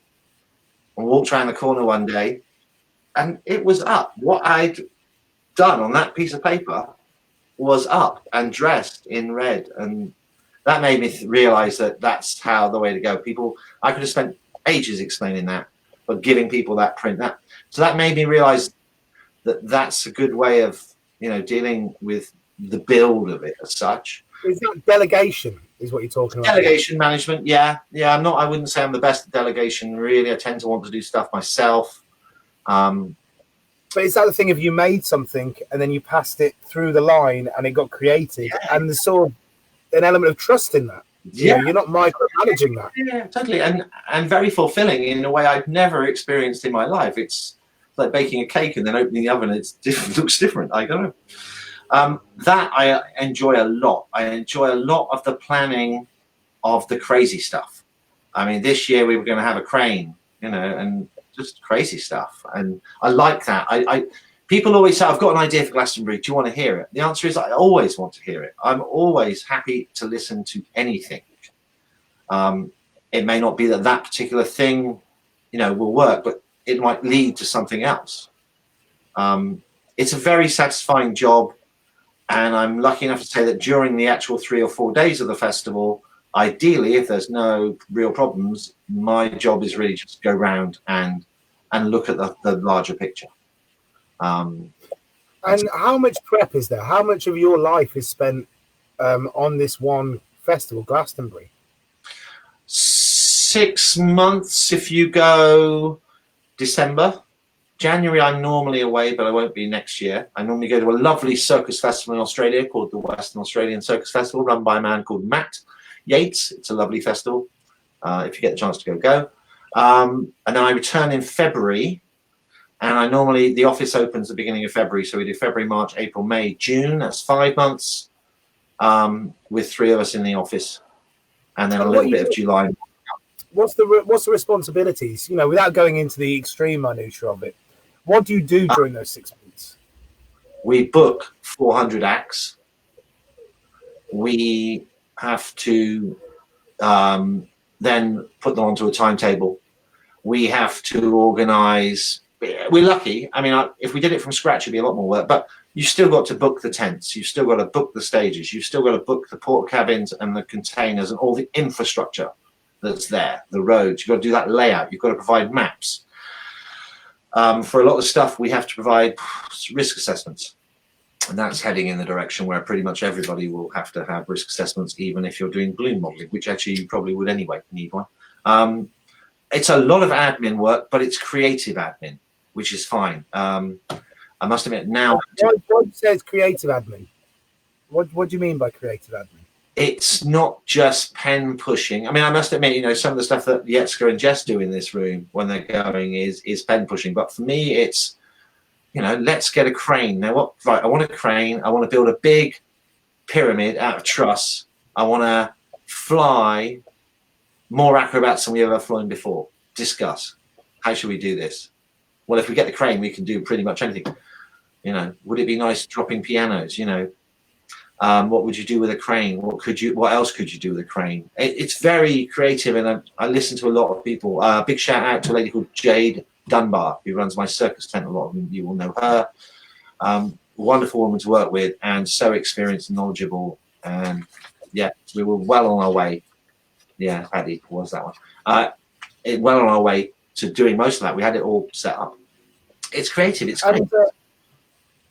And so when you're booking acts, how do you decide to book an act or not? I know we've touched on this multiple times through the video, but just since we're getting towards the end, it's a nice little thing to have captioned. How do I decide who to book? Yeah. Okay, I would go that probably about 50% of acts are returns, especially street theatre. But I am loath to, you know, like Noel Britton once said, if you've got a good show, why change it? You know, the tea ladies, Strangelings doing the Strangelings doing the Arctic Explorers. Well, it's brilliant. It's brilliant every year, and it's not the same crowd every year. So there are certain things I would book that I just know are going to work every year, especially walkabouts, some street theatre. Some of the acts on all the stages will be repeats. Black Sky White from Russia, who are in theatre every year, come very late, come all the way from Russia in a car, do a late night show for us that is just a cerebral. It's very weird music and very weird movement with lights. It's the sort of thing you go to, take a few little Tic Tac mints and enjoy it. And somebody recently described it as Black Sky White. Oh, I love them. They take you by the hand to a dark place and they leave you there. Just exactly. There's no fun ending.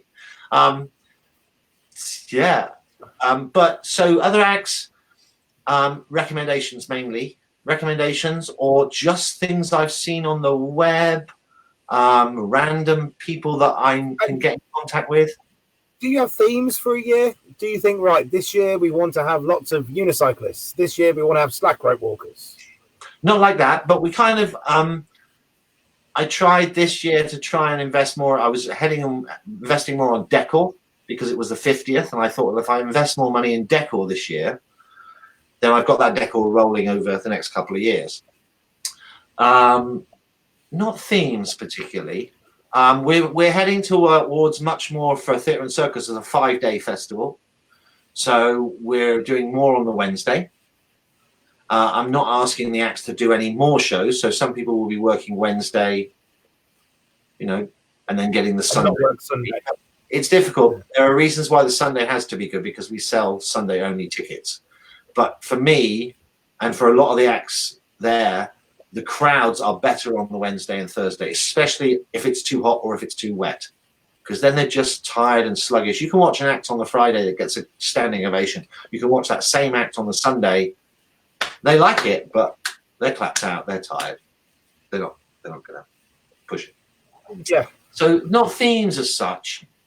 You might decide, one year, right, they're doing something in another field, so we've got to do more late night stuff, depending on what's happening around us. So you do look at what acts are going on around. You look at the floor plan and go, right, the Chemical Brothers are here at this time, so these people are going to be flowing through at this time. Yeah, we certainly do that. We used to have a Dolly moment, 4:00 Sunday afternoon. We realised when Dolly Parton went on one year, we're all there going, where's everybody gone? Because she had 90,000 people there. And I'm imagining it was the same with Kylie. So what do you do? Do you not put anybody on? Do you go, well, you're going to go on, but you're not going to get a good crowd? It's difficult. It's really, we've already seen that, 6, 7, 8 o'clock at night, people are going back to their tents, changing for the night, getting ready for the nighttime entertainment at Glastonbury has really changed over the last 20 years. It's become much, much easier to go raving or partying till 8 in the morning. Certainly 6 in the morning. And that's and that wasn't there before. There wasn't an all-nighter kind of thing like that. It wasn't programmed, and there certainly wasn't as much of it. Well, that's so strange to think, because you're looking at, we use the word Wild West to describe, the early Glastonbury. It went on. I can remember the Mutoids doing the car henge in the Greenfields, and it comes up with a lot of performers. I think Mama and Dada were there that year. And the whole site ended up just beating out rhythms on pieces of metal in the Greenfields till sunrise. I used to take a lot of performers up to the Stone Circle on sunrise on the Monday morning after they finished. And we just go up there as a posse of street performers. I remember one year we went to I asked them where they wanted to go, and they wanted to go to the Travellers Field. So it was me, Nick Nicholas, I want to say Aileen, Dirty Fred, and a guy called Elliot, Paul Elliot. What was his name? Paul Elliot. He was Lord Elliot. No, he was Lord Elliot's son. I can't remember his name. And we went to the Travellers Field, and I told everybody, have I stopped? No, you're still here, mate. I'm listening to you. Oh, is my screen has frozen. My computer's you're all good for me at the moment, mate. Okay. Everything's okay. It's paused on a moment where it looks like I'm having a slight seizure. It's terrible. I don't know what to do with that. I don't think it's paused. I've got you moving. You're in motion for me. Oh, that's good. All right. I think as it's 2 minutes past 7, if you don't mind, I'm going to call it a day there. You're more than welcome. Haggis, thank you. Thank you so much for your time. Been an absolute pleasure. Really, genuinely has. Thank you for listening, everyone. Haggis, last thing you'd like to say? He has frozen now. Okay, well, that's the end. What a great interview. Thank you for watching, everyone. Goodbye. Goodbye, goodbye. Goodbye. I keep saying it, still don't know when the video ends. Goodbye, goodbye. Goodbye, goodbye. Goodbye, goodbye, goodbye.